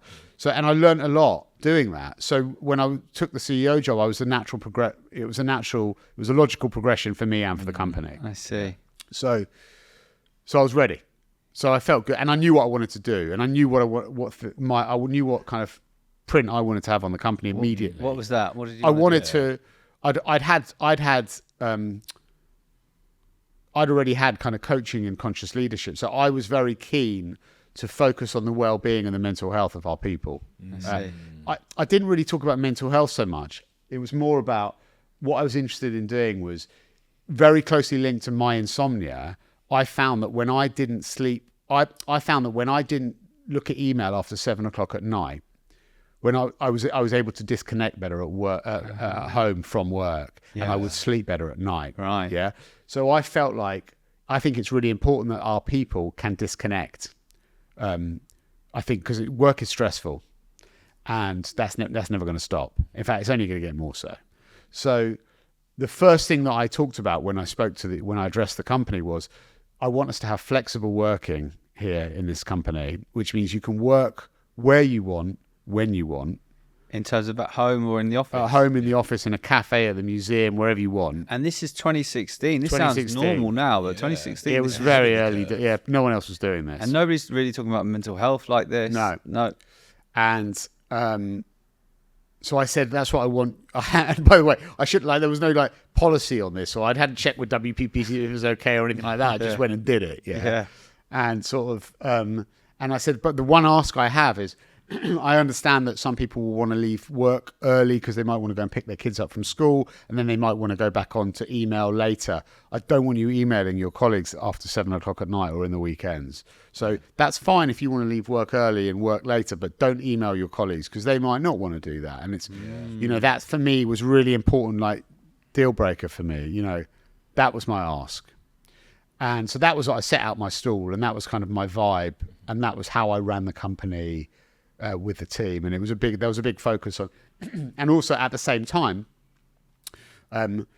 we had a focus on mental health that, if I'm really honest, it wasn't at first driven by me. I was the exec sponsor of it, but we did loads of different kind of initiatives around mental health. We had people come in and speak about it. We did a mental health sharing thing where we had a thing called My Mental Health Story, which kicked off in Mental Health Awareness Week in 2016 or 2017, where people wrote their story about their own personal story. 5 people in the company wrote on an email their story about something that had happened in their life or a loved one's life. And it really broke down kind of barriers and made it a much more kind of open and inclusive culture in the business, and I could see this was really having a massive impact in the culture. So I worked very hard on driving it further, and now it's become much bigger in WPP and in GroupM, and we've done it globally at Essence MediaCom, and I talk about it a lot in the world, because it's something that I'm really passionate about, and that sort of started at that time really, and it's something that I'm doing loads of other stuff around it as well. Walk us through the events of the day your life changed, your brother Jacob's life changed, family changed forever.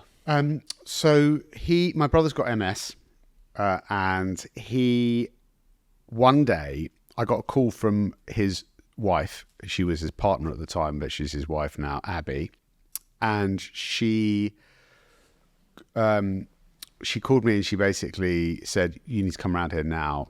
There's something wrong with Jake, and can you just come over and help?" So I just got in the car and drove around there. I was at home, funnily enough, and it was I think it was a Friday. Yeah, it was a Friday, like kind of late afternoon, and I got back there. I got round to his house, and he lives quite close.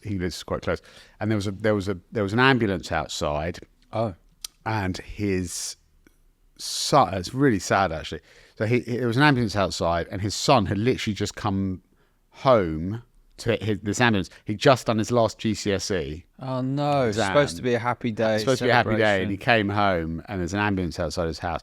And Jake had what happened was Jake had a seizure, and their bedroom was right at the top of the house. So he'd had a seizure and fainted, and they couldn't get him down without him. He was seizuring, like constant seizuring. Yeah, wow. And the ambulance couldn't get him down, and it took them 8. Anyway, Abby said, I'm trying to work out how to give you the shorter version.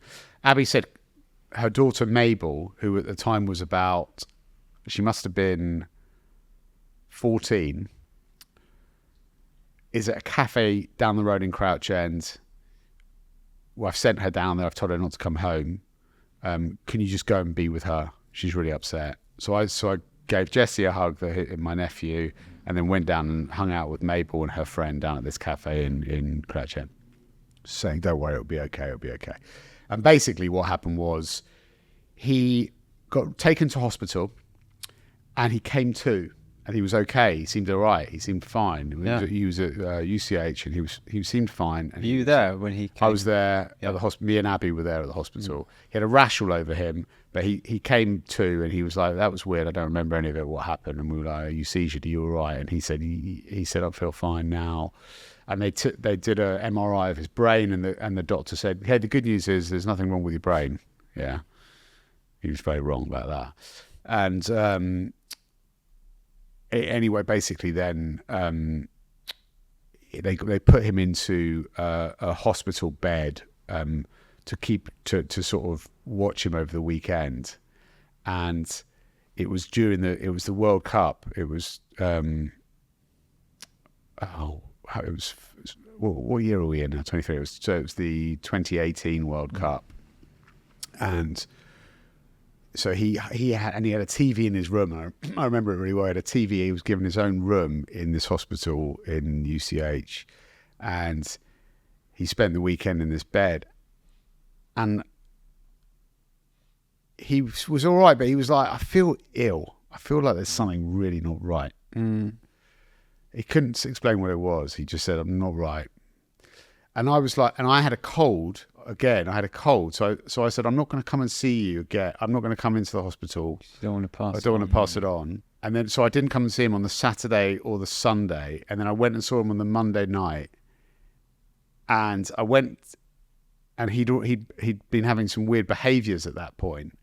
And I went to see him. I sat by his bed, and basically he was very, very ill. There was something very wrong with him in that he was like, he'd be there talking to, he'd say, we'd be watching a football, he'd go, "Yeah, Germany are playing quite well." And then he'd just start going, I don't know, like it was like he'd just start seizuring a bit, and then like making weird noises, and then be normal again. Wow. Yeah. And what are you thinking? I'm thinking this is really weird. Like, what is going on? Do you mention it to him, or think I'm just like, "Are you okay?" And he's like, "No, I'm not okay." No. And then his consultant came up to see him, who I knew, and I've got to be really careful with what I say here because there's for legal reasons. I see. Legal reasons. So Yeah. it's I've got to be quite. But his consultant came up and saw him, and it was like he'd seen a ghost when he saw Jake. And we knew him well, the consultant, and we'd been out for drinks with him because I'm on the MS. I was on the board of the MS Society as well, so I knew quite a lot of people in the world of MS. So. And so I'd had dinner with Jake and this guy, and he looked like he'd seen a ghost when he saw Jake. He looked really, and it really worried me to see how worried he looked. Wow. Like he knew there was a big problem here, Wow. and it wasn't MS. And anyway, then I got in the lift with him down to the, and I said bye to Jake, and then that was it basically. After that, the next day, he completely went. He was just. There was nothing behind the eyes anymore. He just was completely dead behind the eyes and seizuring all the time.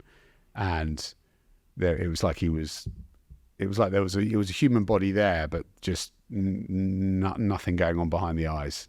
Wow. And he was in hospital for, I think he was in UCH for another. It must have been about.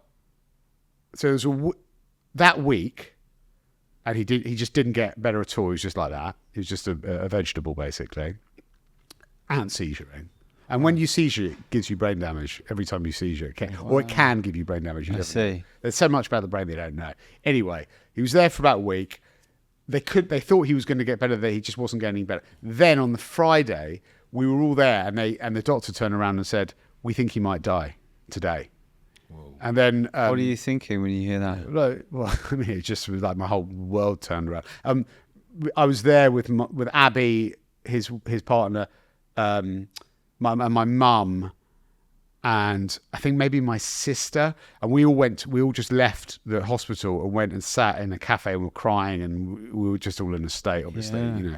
And then I called my dad and said, "Dad, you need to come here now. Whatever you're doing, drop it. You need to come here now." And then the doctor came back and said, "No, he's not. We don't think he is going to die." Oh my God. today." Gosh. And then Same day they said that. yeah. And then they were like, so then we were like, it was like, oh, jeez, okay. And then basically what happened was they moved him to Queen Square Neurological Hospital. And and he was being tested and tested and tested. They couldn't work out what it was. They just couldn't work out what it was. It was so weird that this was, and eventually they found out that it was this very rare condition called NMDA encephalitis. And there's all sorts of different encephalitis, which means your brain is swollen. But basically, NMDA is a very rare thing that really, I can't remember who gets it, but it's not men. It's young women get it. Okay. Sometimes with ovarian cancer, I think. I've got that right. Anyway, anyway, cut a long story short, they had to put him into an induced coma. He was in an induced coma for 6 months. In that 6 months, he had loads of blood transfusions. They pumped him with loads of drugs. They gave him incredible care. The nurses were unbelievable. He was in the ICU for that whole time. He then came out of it, and he nearly died several times when he was in the ICU because that often happened. Like he had pneumonia, and you often get very ill when you're in the ICU. And then he woke up and was pretty brain dead, frankly. Like didn't really know. He didn't really know what was going on. And then it transpired he didn't recognise Abby. And thought It's his wife. His now wife, and thought she was. He thought that she was an imposter who was pretending to be Abby, and she tricked all of us. Wow. And he understood. We showed photos of, look, this is her before. I get it. It looks like her, but it's not her, and she's got you all fooled. And I know you think I'm mad, but it's not her, because he just couldn't recognise her as that. So there was that going. So anyway, he was very, very ill. He had a lot of brain damage. He was in hospital for over a year. We then took him home. He was very, very overweight. There were lots of autonomous functions not working. He needed a lot of care. But then he basically started having different types of therapeutic work and physio and mental stuff. And fast forward now, that was five years ago when it started. Now he's great. Wow. Yeah. And he's like a sort of slightly different version of himself. he would admit that himself. Yeah. But In what way would you say? well, he's just like he's lost all of his inhibitions. He is kind of larger than he's always been larger than life, but he's even more larger than life now. Yeah. And maybe it's a sense of kind of like, you know, the thing I was talking to you earlier about, you know, it's not a rehearsal, and he knows that he doesn't remember any of it. But he knows he nearly died. But he knows he nearly died. Yeah. And he just he's fine. I mean, I've cut a very long story short there. Yeah. But yeah, basically he's in pretty good shape now, actually. Well, it's a great sort of it's great that he's at that. Yeah, I mean, they didn't know what they said. To me and Abby had a meeting with the consultant after he'd moved home, and the consultant was saying, look, best case scenario, maybe he'll get to 20% himself.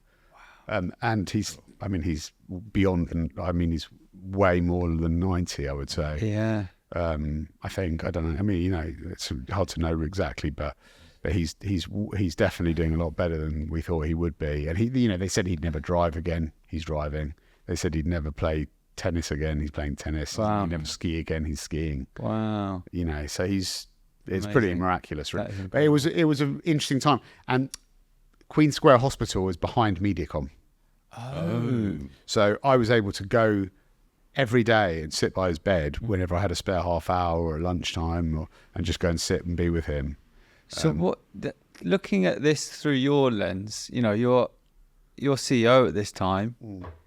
All the pressures with that, how it was at 1,400 staff, to look after, and now you know have a responsibility with your brother and looking after him.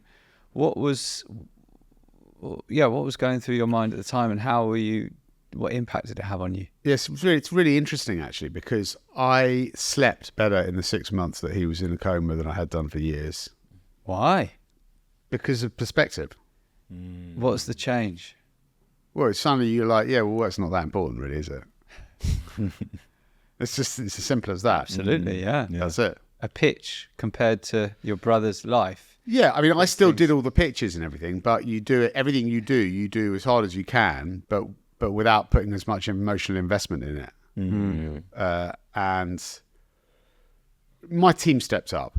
There's no doubt. You know, certainly for the first 2 weeks, I was like, I'm out. Shh, you're not going to see me. You've got to go and just manage the business. I'm out. How long had you been CEO? By that? Years, a while. It was in my third year of CEO. Okay. And it'd been going well. But we still had quite a lot to do. But it was going well. Like, it was a good period. It was a good period. It was like I was CEO 4 years, and that was a really good. You know, we won new business. We didn't lose any major clients, and a lot of our major clients went up for pitch.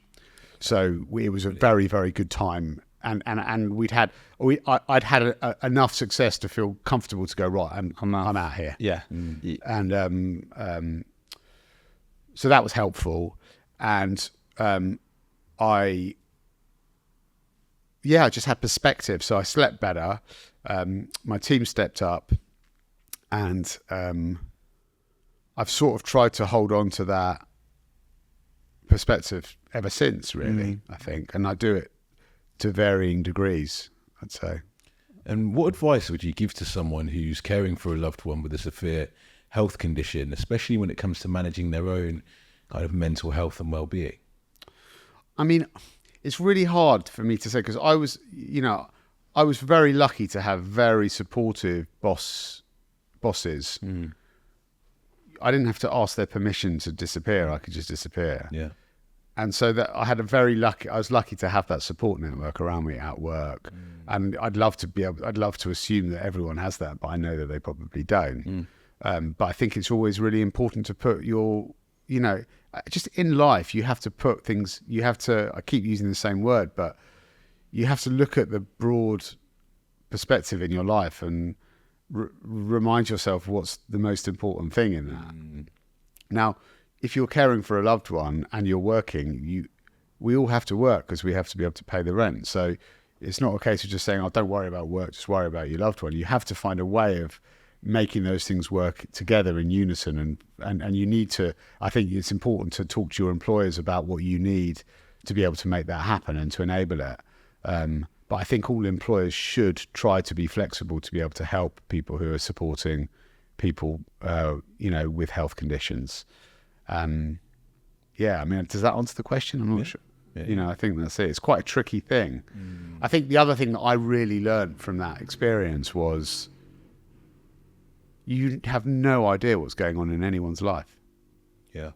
I'd always think it when I was coming back from Queen Square Hospital. I'd walk back into the office and see people that someone would, oh, hi, how's it going? What's going on? We just start talking about it. And I'd be thinking, you don't know, I've just been sitting by my brother's hospital bed and he's in a coma. No one knows this. And my feeling is like everyone has that. It has some degree of something going on in their life that we don't know about.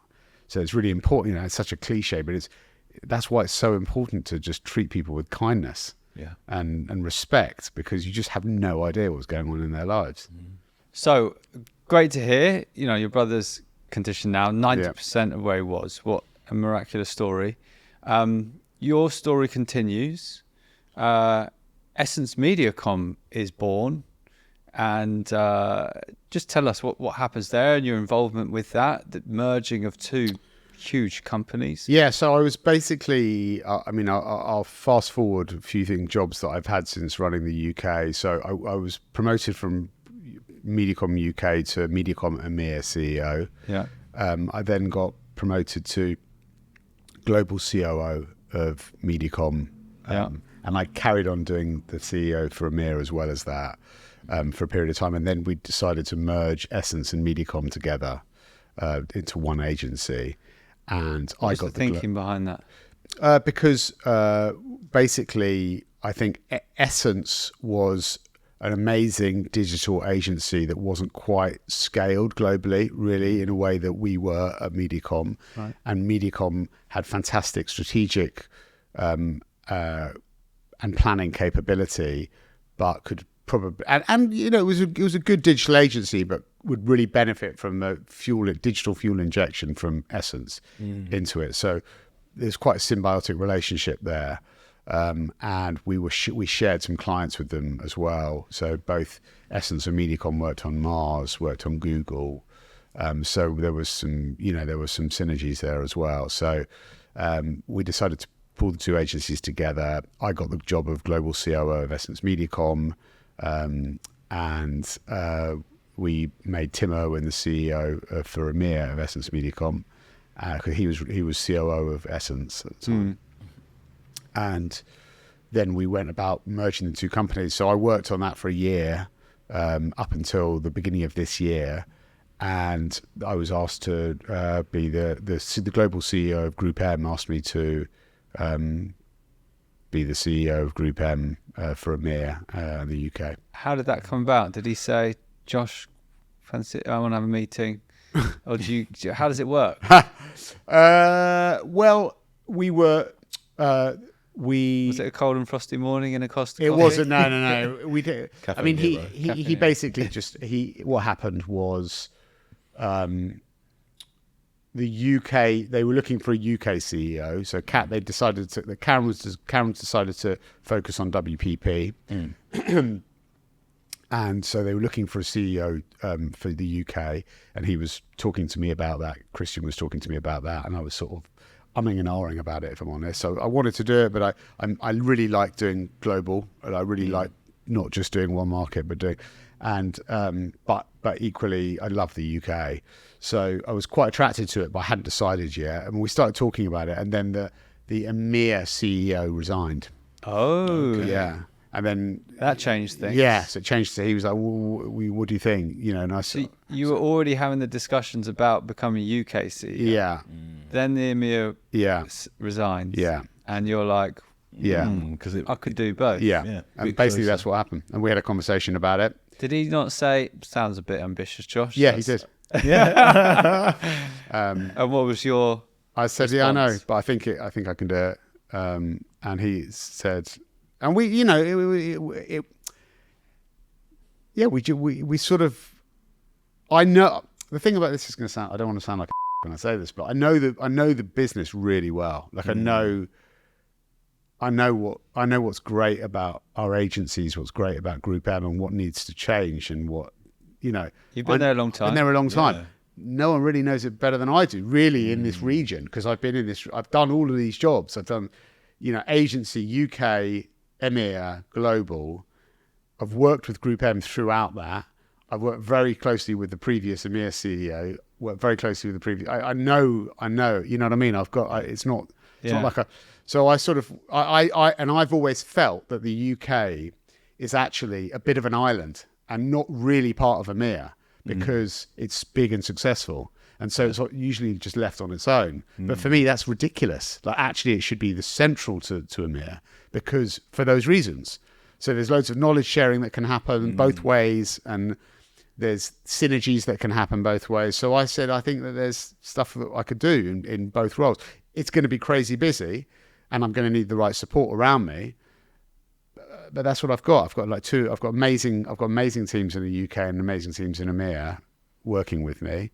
And so far it's going pretty well. It is very, very busy, but but I like it. I really enjoy it. Yeah. And as CEO, you're responsible for managing GroupM's business strategy, operations and growth across EMEA and UK. Do you structure your time on a weekly or monthly basis to cover all the areas that you're responsible for? Yeah, I mean, it's not completely binary, but I would say I try and do, every day I do both. But if I travel, I try and do it at the beginning of the week. And I try and focus UK on the back end of the week. So I'll often fly on a Sunday, just so that I have enough time to be able to do both. Yeah.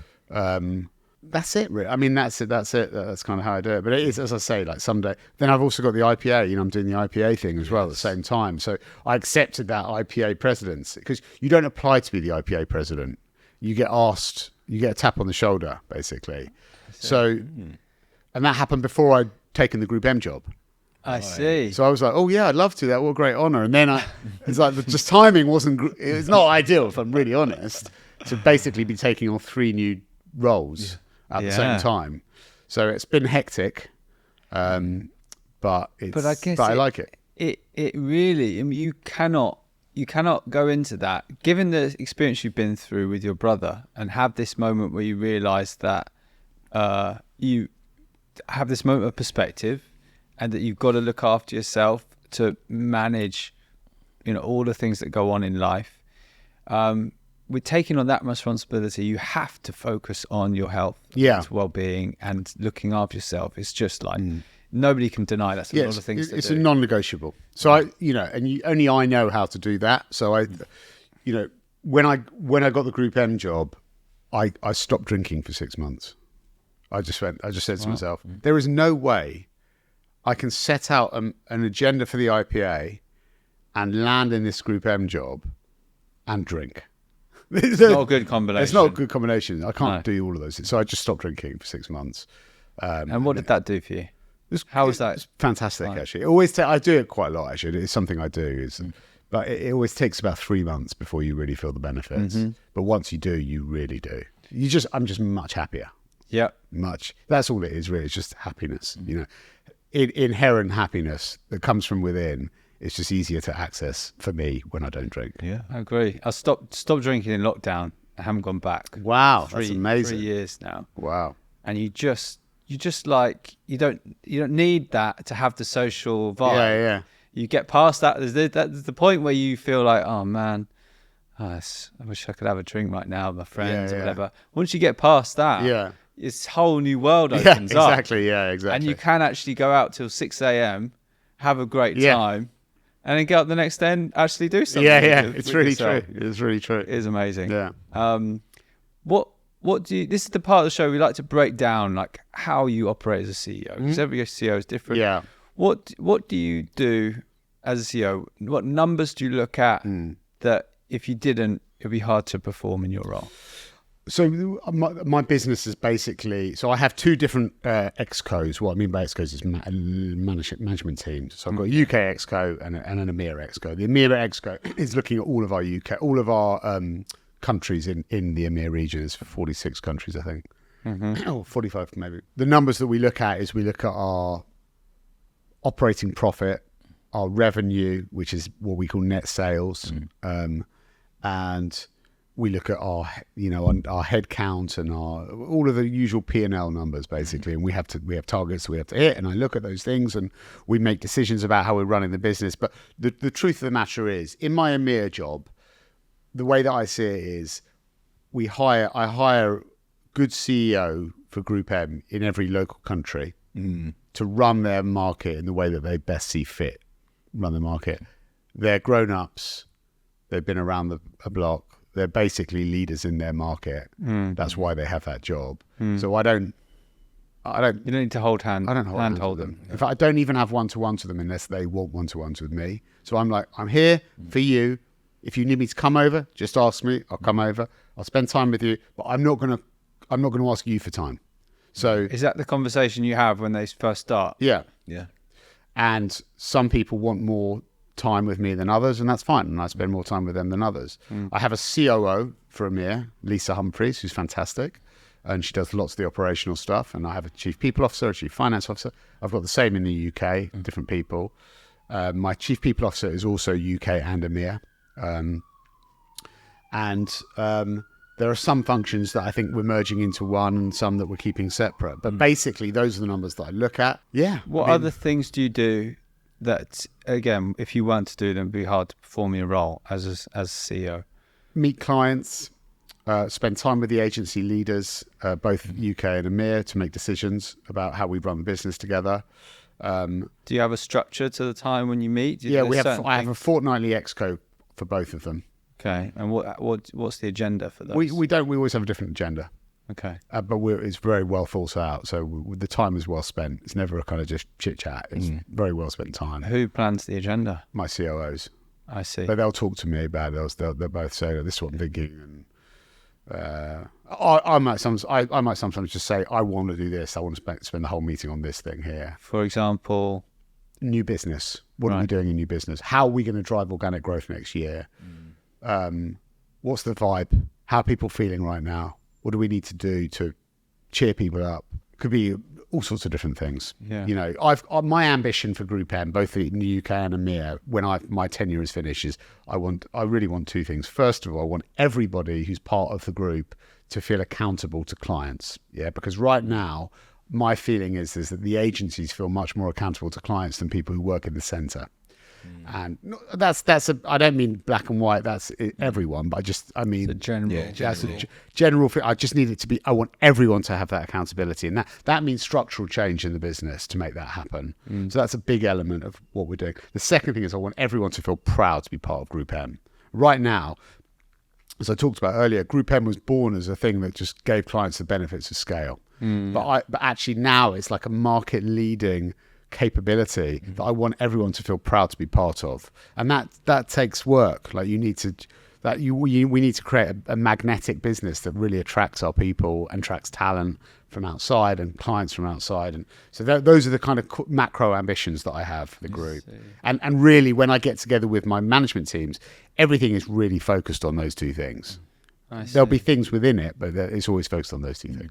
It's interesting because it sounds like Group M. It's like you want it to have a personality and a feeling and some emotions that people connect with it, and it's almost like Group M is going on the journey you went into when you joined that female-led. Yeah, team, I think that's true. Actually, yeah, you were it was very results-driven based. Very focused, and then it was like, oh, there's this whole other aspect to it. I think that's it's quite a nice. Comparison, actually, yeah, it's true. It's sort of bringing the feminine to Group M. Yeah, I think so. Yeah. Have there been any small things that you've implemented that you've seen has made a big difference within your leadership generally, within the roles you've had? I think I'm not sure about whether it makes a difference, but what I do is I'm very single-minded about this. Whenever I get a job where I'm the boss. I hire and fire around me to have the very best people in those jobs that I can get. Yeah. So, and the reason that I want to do that is because I need to be able to trust them to do the jobs that I can't do. Yeah, because the way that I see it is they are all experts in what they do. They all know stuff that I don't know. They can all do their jobs better than I can do. So I just let them do it. And I genuinely, if you asked anyone who works for me, I empower them to do their jobs. I'm never all over them. I just empower them. If I am all over them, they know that there's a challenge, there's an issue. So I'm quite, I'm quite single-minded about that. I drive a high performance culture. I demand the best, but I do it with love. And like I try to be straight with people, but I try to do it with empathy. Because I think everyone deserves that. And for me, empathy, I always say this, empathy isn't about being nice to people. It's about being straight with people. Yeah. That really, but doing it with love. And that's kind of how I do it. That's my whole approach to, and I try and behave in the way that I expect to be treated. And I try and show up and be present as much as I can be when I'm there. Do I always do it? Probably not, but I try as much as I can to be my best self. That's the past. That's the way how you got to where you are. We're going to do a final couple of questions on the future. Kick us off, Ash. With our industry movement, Unify Creative, we bring the greatest minds in the industry to solve the creative industry's biggest challenges. What change would you like to see in the industry that you would see would require all key stakeholders within the industry to unify its efforts in a way that they're not currently doing? I think the agenda that I've set out at the IPA is very much focused on people. And I think there are, what I really want in my tenure as the IPA is for us to come together to make advertise advertising better, make it more attractive to people, and demonstrate the impact that we have on society in a positive way to our population, to make it a place that people want to come and work. So that for the first thing. Second thing is, I actually think we're quite an inclusive business. We've come quite a long way in the last decade, I would say, for people from different kind of minority groups, but also just making cultures more inclusive. But there's still a lot more that we can do. And I think that's really important, because it's about, I think we're getting better at attracting diverse talent into our industry, but we're not brilliant at keeping diverse talent. And I think that's about inclusive cultures. And as I say, I think we're much better than many other industries, but there's still quite a long way to go. So I think that's something that as an industry we can do better, and I'm trying to with the IPN. And then the final thing is around mental health and how we look after our people. And I think as an industry, that's something that we need to surface all the best in class ways of doing things. I'd say everything I'm trying to do is about surfacing the best stuff for everyone in the industry. I don't think these are things that we should try to outdo each other within our industry, to compete with each other. I think they're things that we should do together as an industry. So those are for me. But then you've also got like things like climate. I mean, sustainability is such a meaty subject as well. And I think people are coming from different places on that as well. And I really think as an industry, we need to align better on what good looks like around sustainability for our clients as well. All right. So we're getting to the end now. I'm going to say final closing words on what I think people can learn from your story. And then we've got a poem that Ash has been writing as we go through your story. Oh my gosh, that's impressive. Yeah. So you're going to do final checks on that. Yeah. So I think there's a lot that especially those in positions of influence can learn from your story, because I think what you really do well is something impacts you in your life, and it doesn't just benefit you. You then seem to have a natural desire to then make that change in a positive way for other people in the organizations you work at. Whether that's, I realise I sleep better if I don't look at emails at 7 o'clock. And I'm not just going to keep that to myself. I want the rest of the team to benefit from that, because it benefits you, it's good for me, and that's therefore going to benefit everyone if everyone's a bit better. And you've kept doing that in different ways, maybe unconsciously with GroupM, and let's make it more of a well-rounded, give it a personality, give it some culture. And I think there's just a lot people can learn from the way that you've done that, of just making other people's lives better as you've gone on. You're such a strong voice in the world of mental health in the industry. People can look to you and go, yeah, it is important. Look at what Josh is saying. We need to implement this, new initiative, or, you're doing that now very actively with the IPA and the IPA presidency. So I think there's a lot that people of influence can learn from you in the way that you make the industry and your organizations better, from the lessons you've learned. Thank you very much. I really appreciate that. Do you know what? I've never thought about what you've just said before. And I think I do try to do that when I learn something, to try and, have a bigger impact than just myself learning. So I think you put that very well, and I really appreciate those words. Thank you. Pleasure. It's a great asset. Thank you. Great. All right. To you, I'll Ash. finish with the poem because I feel it summarises on what's been shared. I've really enjoyed today's episode. It's been great to talk to you and hear and feel your perspective and leadership style. So after a few too many run-ins in education, you found yourself in a different school. After a small time feeling displaced, made new friends while playing football and became a prefect, showcasing that you were in fact the cool. Declaring one day a lovely lady Deb would become your future wife, to then identifying that pursuing what you love can be the key motivator to working hard at life. Leaving impact can be a seed that you plant that can grow into a lush green forest.